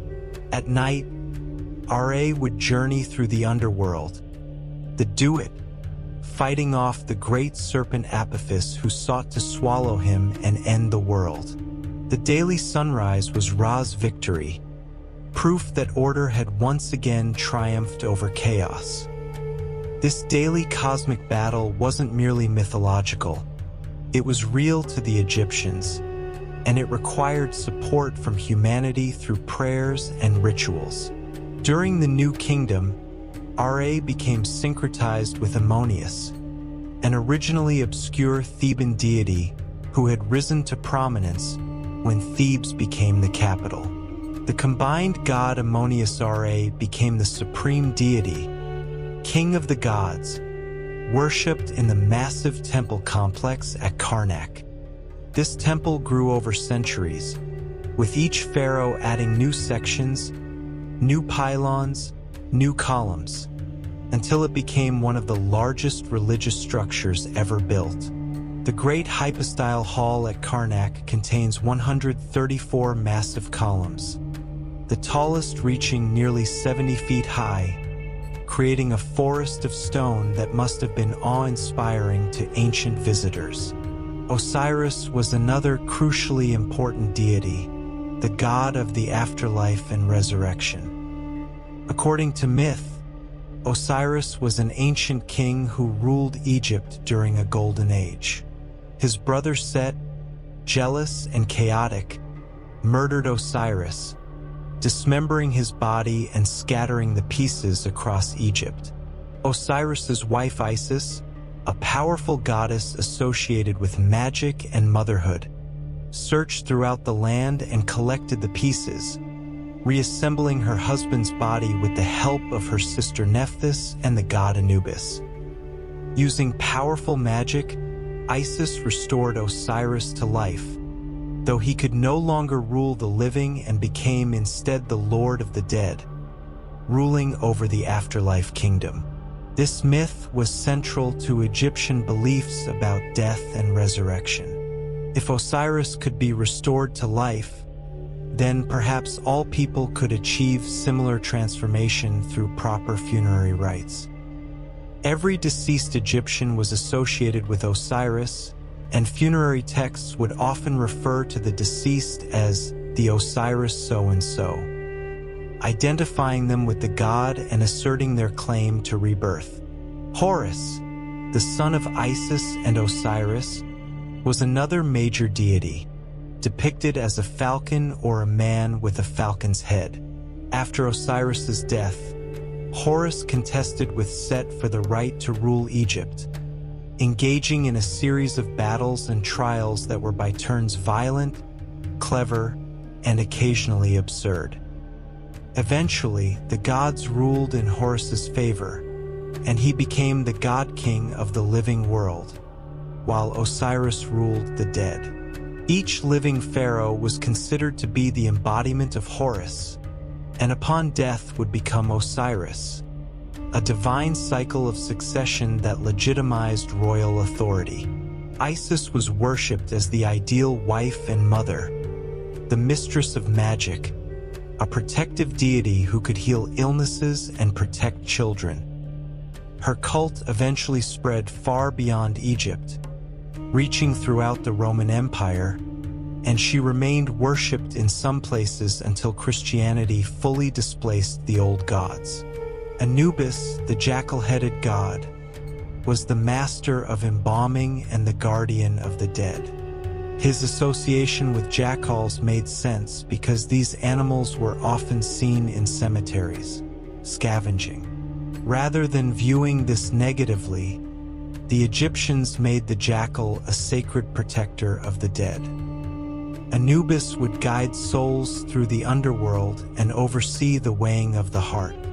Embalmers would wear jackal masks when performing their work, ritually identifying themselves with the god. Thoth was the god of wisdom, writing, magic, and the moon, typically depicted as an ibis or a baboon. Scribes considered Thoth their patron, and prayers to him were common among the literate class. In the mythology of the afterlife, Thoth served as the scribe who recorded the results of the heart-weighing ceremony. Ma'at was both a goddess and a concept, the personification of truth, justice, order, and cosmic balance. She was depicted as a woman with an ostrich feather on her head, and it was her feather that was used in the weighing of the heart. Ma'at wasn't just an abstract ideal. The Egyptians believed she was a real force, essential to the continuation of the universe. The pharaoh's primary duty was to maintain Ma'at, to uphold order against the ever-present threat of chaos. Batet was a cat goddess, associated with home, fertility, and protection. Cats were sacred to her, and killing a cat, even accidentally, could result in death. Huge cat cemeteries have been discovered where thousands of mummified cats were buried. Bastet's main cult center was at Bubastis in the Delta, where enormous festivals were held in her honor, described by the Greek historian Herodotus as involving hundreds of thousands of celebrants, with abundant wine, music, and dance.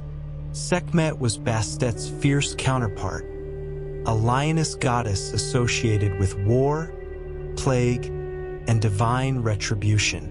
Sekhmet was both terrifying and protective. She could send diseases but could also cure them. Her priests were often physicians, calling on her power both to harm and to heal. Hathor was a goddess of love, beauty, music, and joy, often depicted as a cow or a woman with cow's ears. She was sometimes considered the mother of Horus, sometimes his wife, Egyptian mythology being quite flexible about such relationships. Hathor was popular across all classes of society, worshipped by people seeking love, fertility, or simply joy in life. Sobuk was the crocodile god, worshipped especially in areas where crocodiles were common. Rather than simply fearing these dangerous predators, Egyptians recognized their power and made them divine. At Sobuk's temple at Crocodilopolis, a sacred crocodile was kept, fed, adorned with jewelry, and worshipped. When it died, it would be mummified and replaced with another. The list could go on. There was Bes, a dwarf god who protected households and children. Tauret, a hippopotamus goddess who protected women in childbirth. Ta, the creator god of Memphis, patron of craftsmen. Nut, the sky goddess whose body arched over the earth. Geb, the earth god who lay beneath. Shu, the god of air who separated them. Tefnut, goddess of moisture. Knum, the ram-headed god who shaped humans on his potter's wheel. Worship of these gods took place primarily in temples, which were not public buildings in the way churches, mosques, or synagogues are today. Temples were the gods' homes, palaces for the divine inhabitants. Only priests could enter the inner sanctums where the god statue resided. Common people could visit the outer courtyards, could make offerings at subsidiary shrines, could participate in the great festivals when the god statue was carried out in procession, but they could not enter the Holy of Holies, the inner shrine. Priests served the gods on humanity's behalf, performing daily rituals that were considered essential to maintaining cosmic order. Each morning, in temples throughout Egypt, priests would perform the ritual of opening the house of the god. They would break the seal on the shrine containing the god statue, open the doors, and greet the god. They would light incense, burn oils, recite hymns. The statue would be cleaned, anointed with precious oils, dressed in fresh linen, adorned with jewelry. Food offerings would be presented: bread, beer, meat, vegetables, fruit. The god was treated like an honored guest, provided with everything needed for comfort and sustenance. Of course, the god didn't physically eat the food. The priests understood this, but they believed the divine essence, the spiritual nourishment of the offerings, was consumed by the god. After a suitable period, the offerings would be removed and could then be consumed by the priests themselves. This system allowed the temple priesthood to be supported by the offerings made to the gods, a practical arrangement that benefited both divine and human interests. High priests were powerful figures, managing vast temple estates, supervising dozens or hundreds of lower-ranking priests, controlling enormous wealth. Temple complexes weren't just religious sites. They were economic powerhouses, owning farmland worked by temple servants, running workshops where craftsmen produced goods, storing grain and treasure, lending money and goods. The Temple of Ammonius at Karnak, at its height, controlled vast wealth and employed thousands of people in various capacities. Not all priests were full-time religious professionals. Many served on a rotating basis, perhaps 1 month out of 4, performing their priestly duties and then returning to their regular occupations. Priests were expected to maintain high standards of purity. They had to shave their entire bodies, including their heads. They had to bathe frequently in sacred pools. They had to avoid certain foods. They wore only linen, never wool or leather. as animal products were considered impure for ritual purposes. They were required to abstain from sex during their periods of service. But religion wasn't confined to temples. It permeated daily life in countless ways. Homes had small shrines where families would pray and make offerings to household gods. Amulets were worn constantly for protection. Before undertaking any significant action, people might consult oracles, seeking divine guidance. These oracles could be priestess mediums who would go into trances and speak for the gods, or they could be simpler methods like presenting yes or no questions to a god statue during a procession and interpreting the bearer's movements as the god's answer. Magic was not separate from religion but intimately connected to it. The Egyptian word Heka meant both magic and creative power. It was the force through which the gods had created the world, and humans could also access this power through proper knowledge and techniques. Magic pervaded Egyptian life at every level. It wasn't considered dark or evil, but simply a tool, a way to influence the world through supernatural means. Spells could be cast for protection, for healing, for cursing enemies, for attracting love, for ensuring success in business. These spells typically involved verbal formulas, the speaking of specific words believed to have inherent power, combined with physical actions and ritual ingredients. The same principle applied whether the practitioner was a learned priest in a temple or a simple farmer trying to protect his crops. Medical practice and magic were inseparable. When treating illness, Egyptian physicians would use practical remedies, medicines made from herbs and minerals, bandages, splints, and surgical procedures. But they would also recite healing spells, invoke protective deities, apply amulets. The illness might be understood as caused by natural factors, but it might also be the result of malevolent magic, of an enemy's curse, or of a demon's attack. Treatment, therefore, had to address both physical and spiritual dimensions. Some surviving magical texts give us vivid glimpses into Egyptian magical practice. The Instruction of Amenemope is a text of wisdom literature that includes magical spells. The Metternich Stela contains elaborate spells against snakes, scorpions, and other dangerous creatures. Dream interpretation books survive, suggesting that Egyptians believed dreams could provide important information or warnings from the gods. Curses were taken very seriously. To curse someone, you might create a figurine representing them, inscribe it with their name and curses, and then ritually destroy it, breaking it, burning it, or burying it. This was believed to harm the actual person the figurine represented. Conversely, protective magic could shield against such curses. Amulets, spells written on papyrus and carried or placed in homes, recitation of protective formulas, all of these could defend against malevolent magic.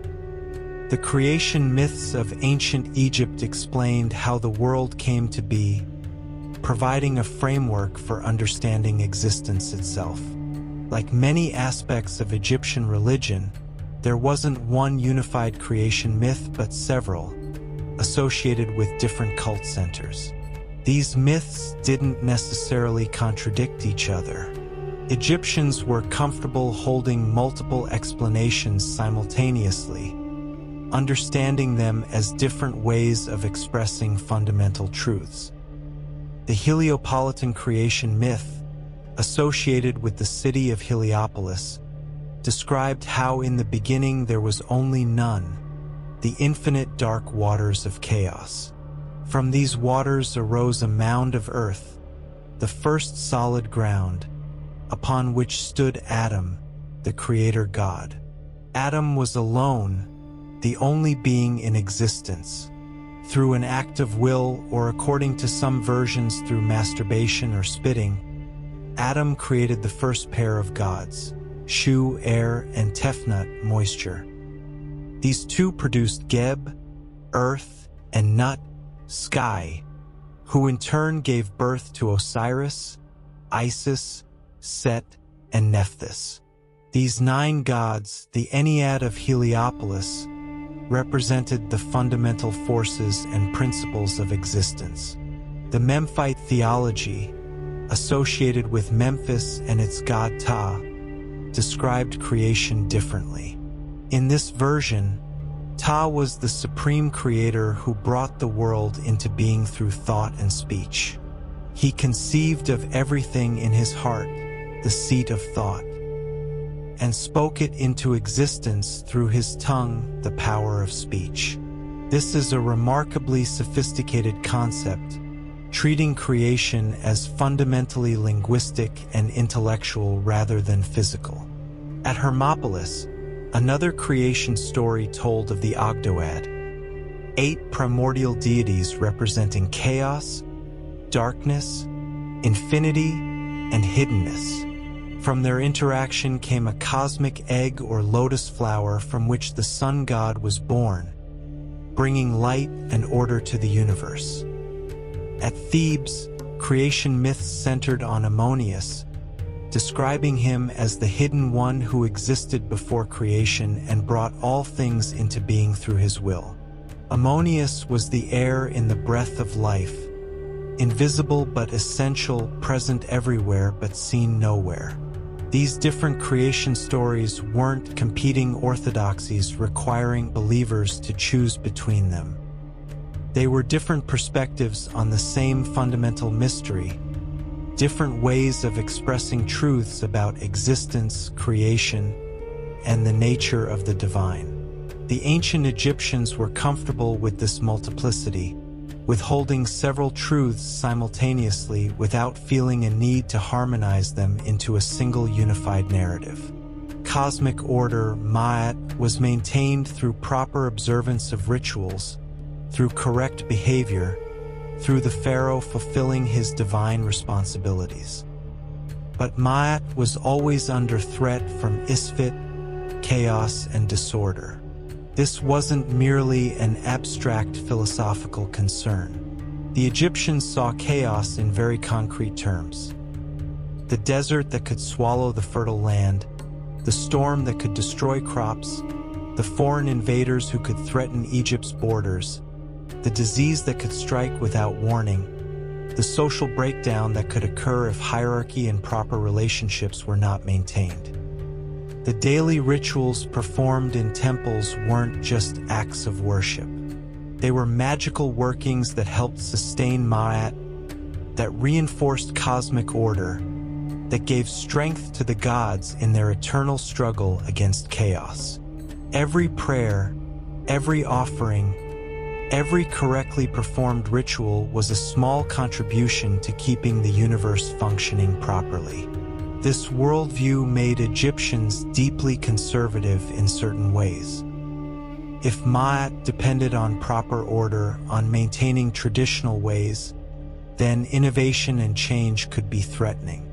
This is one reason why Egyptian art, architecture, and religious practices remained relatively stable over such enormous spans of time. Change did occur, of course, dynasties rose and fell, new gods gained prominence, artistic styles evolved, but there was an underlying continuity, a sense that the proper order established by the gods and ancestors should be respected and maintained.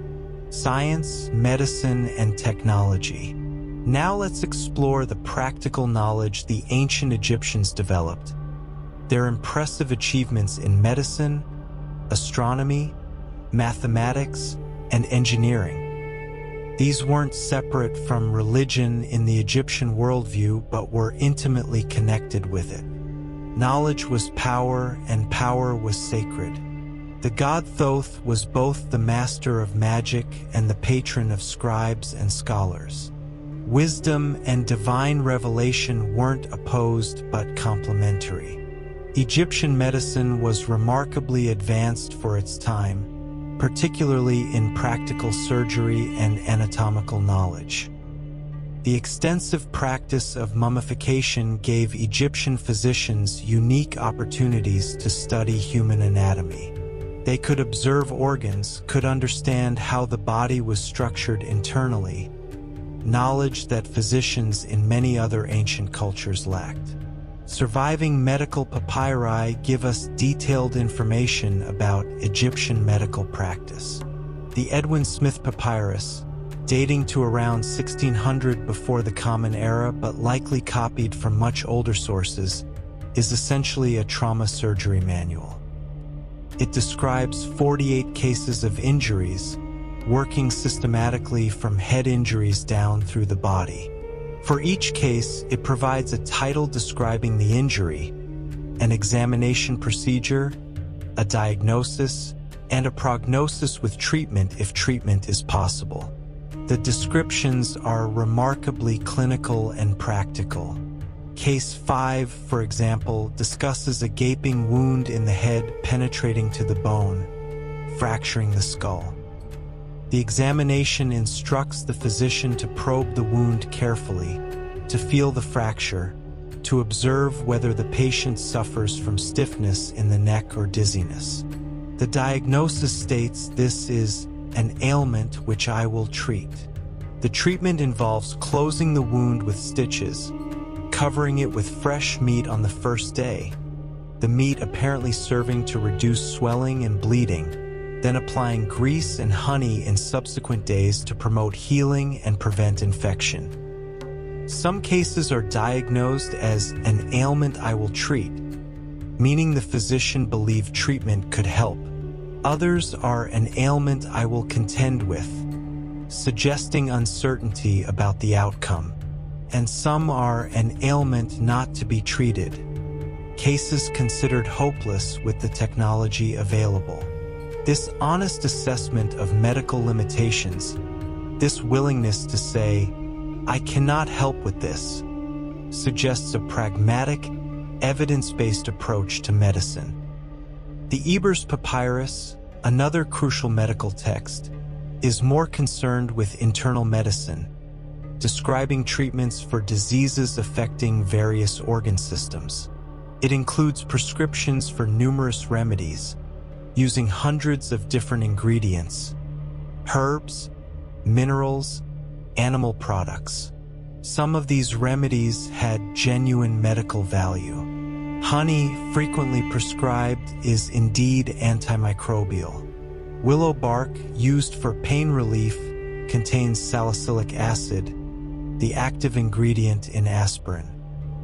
Moldy bread, applied to wounds, may have provided primitive antibiotic effects from the penicillin in the mold. Other remedies seem bizarre to modern eyes and probably had no real pharmacological effect. Dung of various animals appears in numerous prescriptions, perhaps based on the principle of using something disgusting to drive away the disease demons. Magical spells typically accompanied medical treatments, invoking gods and reciting formulas meant to enhance the effectiveness of physical remedies. Egyptians understood that the heart was central to the circulatory system. They could feel pulses, recognized that the heart's beating was crucial to life, understood that vessels spread throughout the body. However, they believed these vessels carried not just blood but also air, urine, feces, and various other substances, all flowing through the same network. They didn't understand the distinction between arteries and veins, or the circulation of blood from heart to body and back to heart. But their basic recognition that the heart pumped vital substances through channels to all parts of the body was impressive for their time. Surgical procedures included removing cataracts from eyes, setting broken bones with splints, draining abscesses, removing bladder stones, and even performing rudimentary brain surgery. as evidenced by skulls showing trepanation, holes drilled or cut into the skull. Some of these patients survived the procedure, as shown by bone healing around the trepanation holes.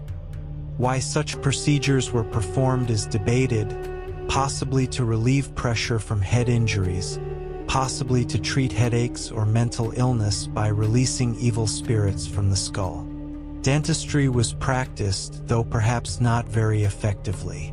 Dental disease was extremely common in ancient Egypt, likely due to the gritty nature of bread that was contaminated with sand and stone particles from grinding stones.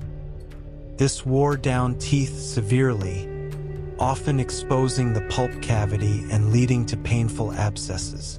Some skulls show evidence of dental surgery, attempts to drain abscesses, but there's no evidence of tooth extraction or filling of cavities.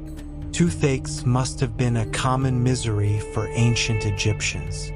The specialization of medical practitioners was sophisticated. There were physicians who specialized in specific areas: eye doctors, tooth doctors, stomach doctors, doctors of the head.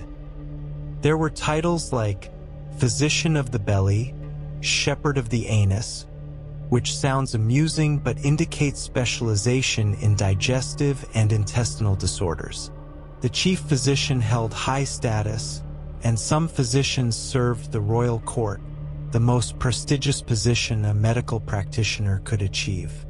Egyptian astronomy developed primarily for practical purposes, determining the proper timing for agricultural activities and religious festivals, and for orientation in construction projects. The Egyptians were careful observers of the sky, tracking the movements of the sun, moon, planets, and stars across the seasons. The Egyptian calendar was based on the annual cycle of the Nile flood, which corresponded closely to the heliacal rising of Sirius, the brightest star in the night sky. The appearance of Sirius just before dawn after a period of invisibility signaled that the Nile flood would soon begin. This event marked the beginning of the Egyptian year. The calendar had 12 months of 30 days each, with 5 additional days added at the end to create a 365-day year. This was very close to the actual solar year, though not exact, so over centuries the calendar would gradually drift relative to the seasons. The Egyptians divided the night sky into 36 segments, each marked by a specific star or constellation rising at dawn at different times of year. These decans, as they're called, were used to tell time during the night. By observing which decan was rising at a given moment, one could estimate the hour. This system was used in tombs, with decan tables painted on coffin lids or tomb ceilings, helping the deceased tell time in the afterlife. The most famous astronomical diagram from ancient Egypt is probably the circular zodiac from the Temple of Hathor at Dendra. This beautiful relief shows the sky with constellations represented as human and animal figures arranged around a circle. It dates to the Ptolemaic period, so it shows both Egyptian and Greek astronomical influences, but it demonstrates the sophistication of Egyptian celestial observation. Mathematics in ancient Egypt was practical rather than theoretical. There's no evidence that Egyptians developed abstract mathematical proofs in the way Greeks later would. Instead, they developed mathematical techniques to solve real-world problems, calculating areas of fields for tax purposes, determining volumes of granaries to know how much grain could be stored, computing the number of bricks needed for construction projects, calculating slopes for pyramid faces. The Rhind mathematical papyrus, dating to around 1650 before the Common Era, is our best source for Egyptian mathematics. It contains 84 problems with solutions, covering topics like division, arithmetic, algebra, geometry, and proportions. The problems are intensely practical. Method of reckoning for grasping the meaning of things and knowing everything that is, obscurities and all secrets. Egyptian mathematics was based on addition and multiplication. They could add and subtract easily. Multiplication was done through repeated doubling. To multiply, say, 13 times 21, an Egyptian scribe would create a doubling sequence. 1 times 21 is 21, 2 times 21 is 42, 4 times 21 is 84, 8 times 21 is 168. Then, since 13 equals 8 plus 4 plus 1, the scribe would add together 168 plus 84 plus 21 to get the answer. Division was the reverse process, determining what factors add up to the dividend.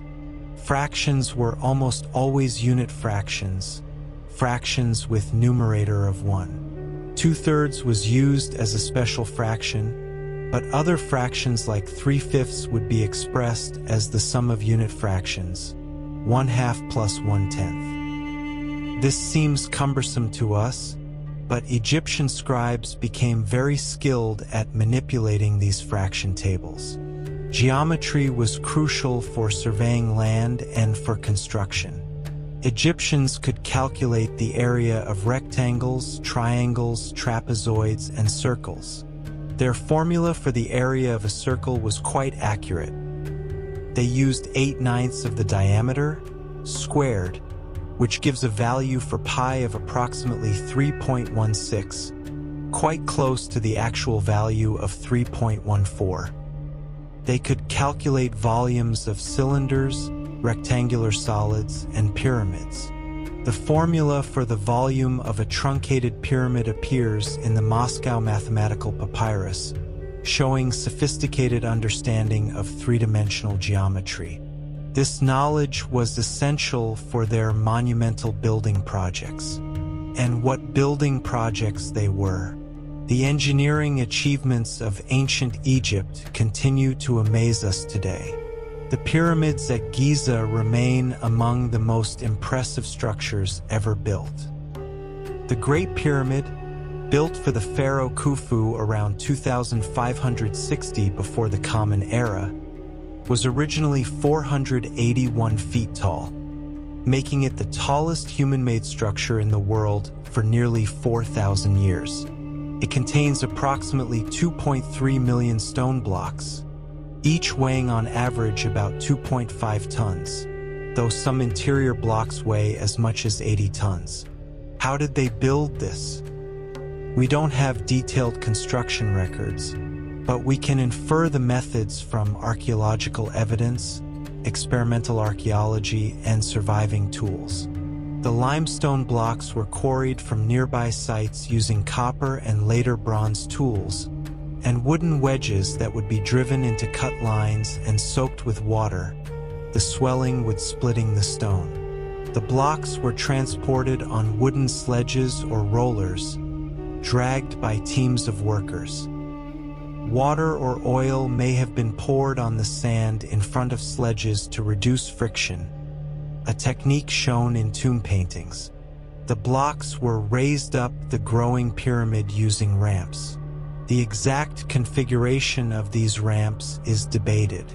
They might have been straight ramps leading up one face, spiraling ramps wrapping around the pyramid, or internal ramps built into the structure itself.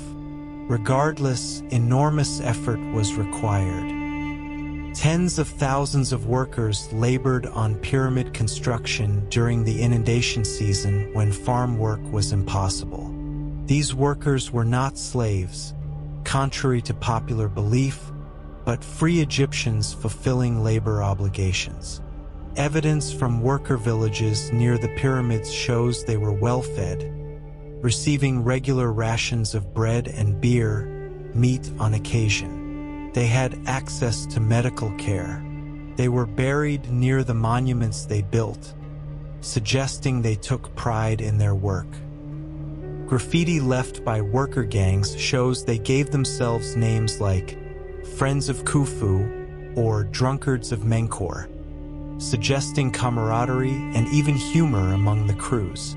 The precision of pyramid construction is remarkable. The base of the Great Pyramid is level to within 1 inch across its 755-foot width. The 4 sides are oriented almost exactly to the cardinal directions, with error of less than 1/10 of a degree. How they achieved this precision without modern surveying equipment is impressive. They likely used the stars for orientation, observing the rising and setting points of stars to establish true north. But pyramids were just one aspect of Egyptian engineering. They constructed massive temple complexes, enormous columns supporting heavy stone roofs. They carved statues weighing hundreds of tons from single blocks of stone and transported them hundreds of miles. They built the Great Sphinx at Giza, carved from a single limestone outcrop, a monument over 200 feet long and 60 feet high. They excavated rock-cut tombs deep into cliff faces, creating elaborate underground palaces for the dead. The tomb of Seti I in the Valley of the Kings extends over 400 feet into the bedrock, descending multiple levels, with corridors and chambers beautifully decorated with painted reliefs. Egyptian engineering extended to practical infrastructure as well. They built extensive irrigation systems, networks of canals and dikes to control the Nile floodwaters, to direct water to fields, to store water in reservoirs for use during the dry season.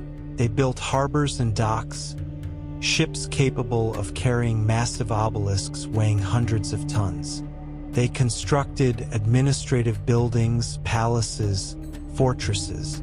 The tools available to Egyptian engineers and craftsmen were relatively simple. Copper and bronze chisels, saws and drills, wooden mallets, stone hammers, measuring cords, plumb bobs, levels made from water-filled channels. But with these tools, enormous patience, large labor forces, and sophisticated organization, they accomplished remarkable feats. One particularly impressive engineering achievement was the transportation of obelisks.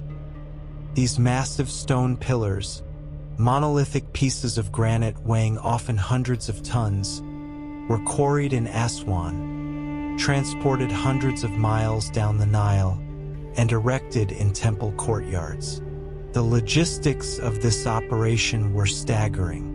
To extract an obelisk from bedrock required cutting channels on all sides, then somehow separating it from the bottom of the quarry. Workers would pound the granite with dolerite hammer stones, incredibly hard stones that could chip away at granite, a process requiring months of labor. Once freed, the obelisk had to be moved to the Nile. It would be loaded onto a massive wooden sledge, dragged by hundreds of workers across rollers to the riverbank. There it would be carefully loaded onto a specially reinforced barge designed to carry its weight. The barge would be floated down the Nile during high water, a journey taking weeks or months. At the destination, the obelisk would be unloaded and dragged to its final position. The most challenging part was erecting it. The base would be set in a pit, and the obelisk would be carefully tilted upright, possibly by being pulled up a sand ramp while sand was gradually removed from beneath it, allowing it to lower into position. The precision required to set a multi-hundred-ton stone pillar upright without breaking it is extraordinary. The decline and legacy. All civilizations eventually decline, and Egypt was no exception, though its decline was gradual, happening over centuries rather than in a single catastrophic collapse. The seeds of Egypt's decline were perhaps inherent in its very success and longevity. A civilization that endures for 3,000 years inevitably faces challenges. Exhaustion of resources, accumulation of institutional inefficiencies, the difficulty of maintaining cultural vitality across such enormous spans of time. The New Kingdom, which had represented Egypt's imperial zenith, began to weaken after the reign of Ramesses II, who died in 1213 before the Common Era after an extraordinarily long reign of 67 years. His successors faced mounting problems. The Bronze Age was ending, disrupted by mysterious invaders called the Sea Peoples, migrating populations who destabilized civilizations throughout the Eastern Mediterranean. Egypt survived these invasions, but at great cost, weakening its economy and military. Internally, Egypt faced problems. The priesthood of Ammonius at Thebes had grown so powerful that it effectively rivaled royal authority. The end of the New Kingdom saw Egypt fracture, with the 21st dynasty pharaohs ruling from the delta city of Tanis, while the high priests of Ammonius ruled Upper Egypt from Thebes as an independent theocracy. Egypt was divided, unity shattered, the strong central authority that had characterized successful periods dissolved. The Third Intermediate Period, from about 1070 to 664 before the Common Era, saw Egypt further fragmented, with multiple competing dynasties, some native Egyptian, others of Libyan origin as foreigners settled in Egypt and eventually claimed royal authority. The 25th dynasty was actually Nubian, coming from Egypt's southern neighbor, the Kingdom of Kush. These Kushite pharaohs ruled Egypt for several decades, presenting themselves as restorers of ancient Egyptian traditions, more faithful to old ways than the Egyptians themselves had been. But their rule ended when Assyria, the great Mesopotamian empire, invaded Egypt. The Assyrian conquest in 671 before the Common Era was traumatic for Egypt. Foreign armies swept through the land, sacking cities including Thebes, the ancient religious capital. The Assyrians installed puppet rulers, extracting tribute, demonstrating Egypt's vulnerability. When Assyrian power waned, Egypt regained independence under the 26th dynasty, the Sate period, named for the delta city of Sais where these pharaohs ruled.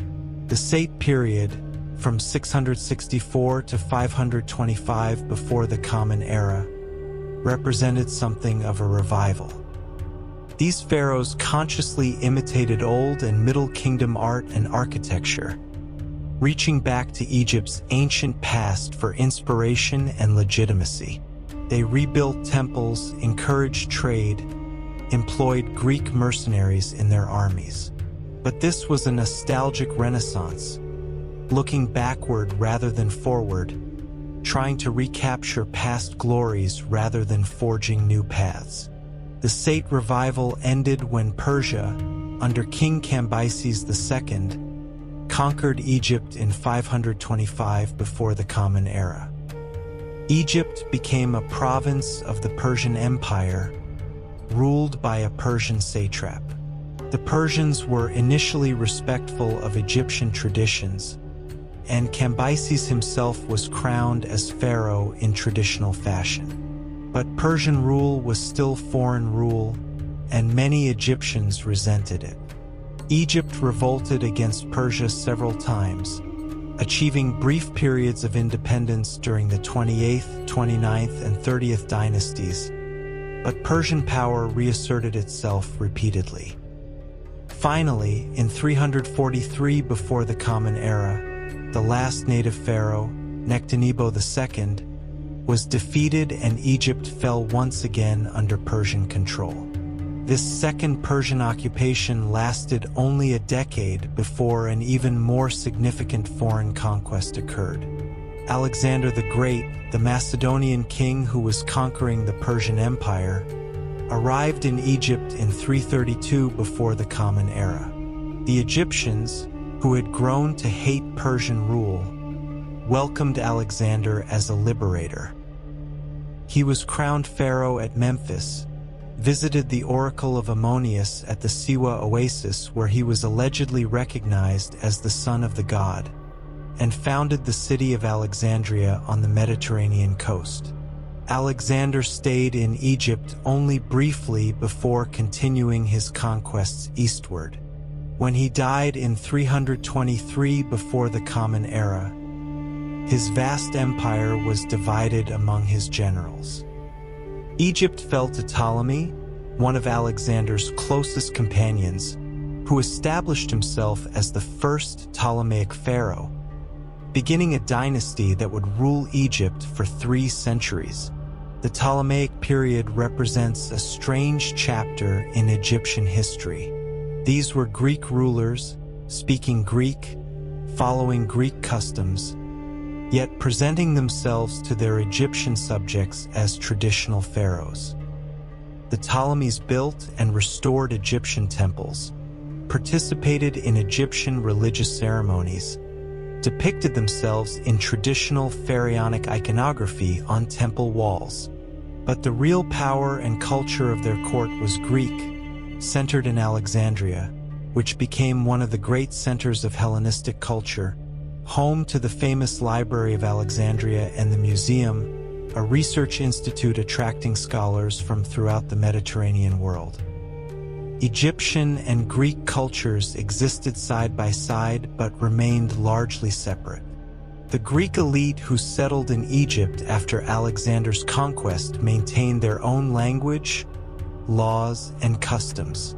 Native Egyptians continued their own traditions, speaking Egyptian, worshipping their ancient gods, maintaining their social structures. Some cultural exchange occurred, syncretism in religion where Greek and Egyptian gods were equated and worshipped together, but the 2 populations remained distinct.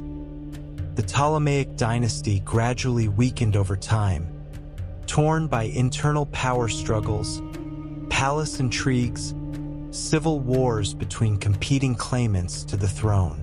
By the 1st century before the Common Era, the Ptolemaic kingdom was a shadow of its former self, dependent on Rome for support, deeply in debt, politically unstable. And then came Cleopatra, the last pharaoh of Egypt, though her story has been so romanticized that separating fact from legend is difficult. Cleopatra VII became co-ruler of Egypt with her younger brother Ptolemy XIII in 51 before the Common Era, when she was 18 years old. Within a few years, she and her brother were engaged in civil war, fighting for sole control of Egypt. When Julius Caesar arrived in Alexandria in 48 before the Common Era, pursuing his rival Pompey, Cleopatra saw an opportunity. She famously had herself smuggled into Caesar's presence, allegedly rolled up in a carpet or perhaps hidden in a large sack, and presented herself to the Roman general. Caesar, then in his 50s, was charmed by the 21-year-old queen. He took her side in the civil war, defeated Ptolemy XIII, and installed Cleopatra as undisputed ruler of Egypt. Cleopatra became Caesar's lover, bearing him a son, Caesarion. She traveled to Rome, living there as Caesar's mistress. Her presence scandalized conservative Romans, who saw her as a dangerous foreign seductress corrupting their leader. When Caesar was assassinated in 44 before the Common Era, Cleopatra fled back to Egypt. Several years later, as the Roman world descended into civil war between Caesar's assassins and his avengers, Cleopatra aligned herself with Mark Antony, one of Caesar's most powerful supporters. The relationship that developed between Cleopatra and Antony was both political alliance and genuine romance. They became lovers, had children together, presented themselves as divine monarchs in the Eastern Mediterranean, with Antony taking on increasingly pharaonic characteristics. This threatened Octavian, Caesar's adopted heir, who was consolidating power in Rome. Octavian waged a propaganda campaign painting Antony as a traitor who had been corrupted by the foreign queen, who had abandoned Rome for Egypt. In 31 before the Common Era, Octavian's forces met those of Antony and Cleopatra at the naval battle of Actium. Antony and Cleopatra were defeated, fleeing back to Egypt. Octavian followed, invading Egypt the next year. Facing inevitable defeat, Antony and Cleopatra both committed suicide. Octavian, soon to become Augustus, the first Roman emperor, annexed Egypt as a province of Rome. Cleopatra's death in 30 before the Common Era marks the conventional end of ancient Egyptian civilization. Egypt would remain under foreign control for the next 2,000 years. First Rome, then the Byzantine Empire, then various Islamic caliphates and empires, then the Ottoman Empire, then British colonial control, before finally achieving full independence in the 20th century. Under Roman rule, Egypt became the breadbasket of the empire, producing vast quantities of grain that were shipped to Rome to feed the capital's population. The Old Egyptian language gradually died out, replaced first by Greek and later by Coptic, and eventually by Arabic. The ancient religion was suppressed, first by Roman authorities and later by Christian emperors. Temples were closed, their lands confiscated, their priesthoods disbanded. Eventually, temples were converted into churches or simply abandoned to the desert sands. By the 4th century of the Common Era, few people could read hieroglyphics. The knowledge of how to read and write the ancient script was lost, becoming one of history's great forgotten languages. For 1,500 years, hieroglyphics remained incomprehensible, mysterious symbols on temple walls and papyri, tantalizingly present but utterly unreadable. The rediscovery began in 1799 when French soldiers in Egypt found the Rosetta Stone, a stela bearing a decree written in 3 scripts: hieroglyphics, Demotic, a late Egyptian cursive script, and ancient Greek. This trilingual text provided the key that would eventually unlock hieroglyphics. After decades of work by various scholars, Jean-François Champollion finally cracked the code in 1822, recognizing that hieroglyphics were not purely symbolic but included phonetic elements. Ancient Egyptian could be read again, and a civilization that had been silent for nearly 2 millennia began to speak to us once more. The impact of ancient Egypt on subsequent civilizations is difficult to overstate. The Greeks and Romans were fascinated by Egypt, which was already ancient to them. Greek philosophers studied in Egypt, learning what the Egyptians could teach about mathematics, astronomy, medicine. The Greeks themselves admitted they owed intellectual debts to Egypt. Roman emperors were fascinated by Egyptian culture, transporting obelisks to Rome, building Egyptian-themed monuments, being depicted in pharaonic regalia. The Hebrew Bible contains numerous Egyptian influences. Moses was said to be raised in the Egyptian court. The Exodus narrative, whatever its historical reality, shows intimate knowledge of Egyptian culture and geography. The biblical description of Joseph's career in Egypt, rising to become vizier, reflects genuine Egyptian social structures. The wisdom literature in the Bible, particularly Proverbs, shows striking similarities to Egyptian wisdom texts. Early Christianity developed in an Egypt that was still culturally Egyptian in many ways. The Coptic Church preserves elements of ancient Egyptian Christianity, and the Coptic language is the last stage of the ancient Egyptian language, still used in Coptic Christian liturgy today. Islamic civilization, which conquered Egypt in the 7th century of the Common Era, was also influenced by Egypt's heritage. Medieval Arab scholars studied ancient Egyptian monuments, trying to understand their purposes and meanings. Some of the knowledge preserved by Islamic scholars about ancient Egypt eventually made its way to Europe during the Renaissance, contributing to the revival of interest in classical antiquity. The modern fascination with ancient Egypt began in earnest during the 19th century with Napoleon's invasion of Egypt and the subsequent publication of Description de l'Egypte, a massive scholarly work documenting Egyptian monuments. The decipherment of hieroglyphics opened up ancient Egyptian literature, religion, and history to modern scholars. The discovery of spectacular finds like King Tutankhamun's tomb in 1922 captured the public imagination worldwide. Today, ancient Egypt continues to fascinate us. Egyptian motifs appear constantly in art, architecture, film, literature, and popular culture. The mystique of the pyramids, the romance of Cleopatra, the mysteries of mummification and the afterlife, these elements of ancient Egypt have become part of our shared cultural vocabulary, recognizable to people across the world. But beyond the spectacular monuments and famous names, ancient Egypt's real legacy may be more subtle and more profound. They were among the first civilizations to develop writing, to create monumental architecture, to establish complex bureaucratic governments. They pioneered techniques in medicine, engineering, and mathematics that influenced later civilizations.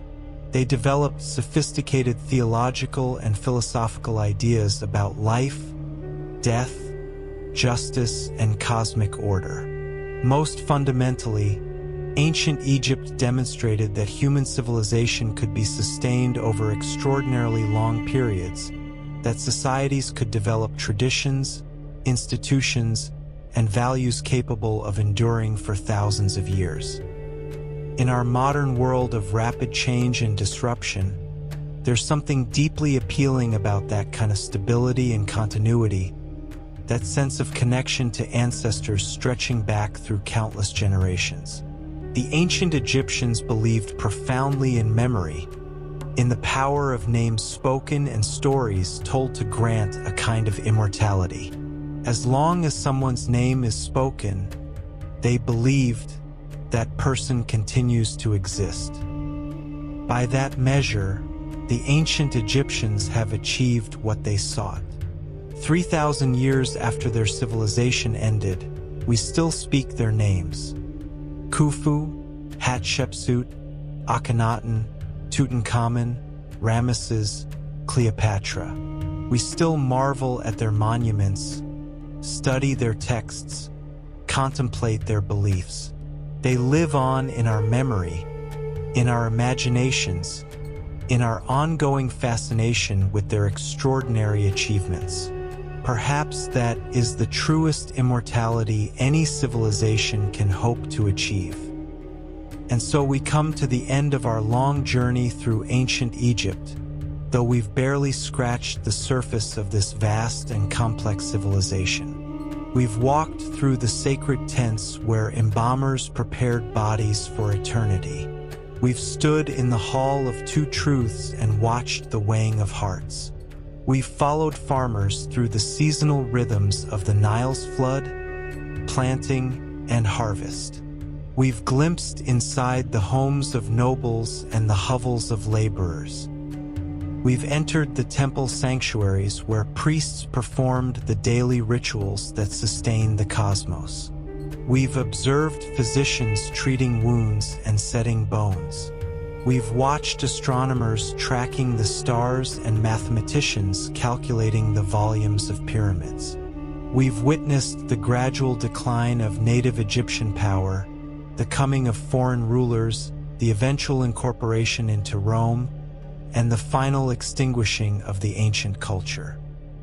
Through all of it, we've tried to understand not just the facts of Egyptian civilization, but something of what it felt like to be an ancient Egyptian, to see the world through their eyes, to understand their hopes and fears, their beliefs and values.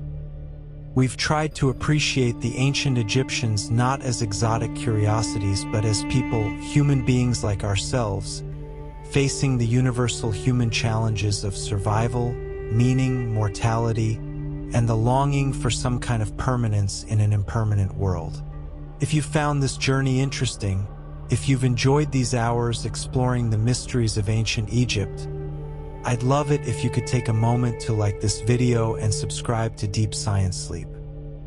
Your support helps me continue creating these long-form, deeply researched explorations of fascinating topics. Whether you're listening to fall asleep or to learn something new, I'm grateful you've spent this time with me. There are so many more stories to tell, so many other civilizations to explore, so many mysteries of science and history that we can unpack together in these quiet, contemplative hours. What would you like to learn about next? Let me know in the comments. For now, though, rest well. Let the images of ancient Egypt fade gently from your mind. The pyramids standing silent under starlight. The Nile flowing through green fields bordered by golden desert. The painted walls of tombs showing scenes of daily life and visions of the afterlife. All of it receding into the peaceful darkness as you drift towards sleep. Thank you for joining me on this journey. Until next time, sleep peacefully and dream well.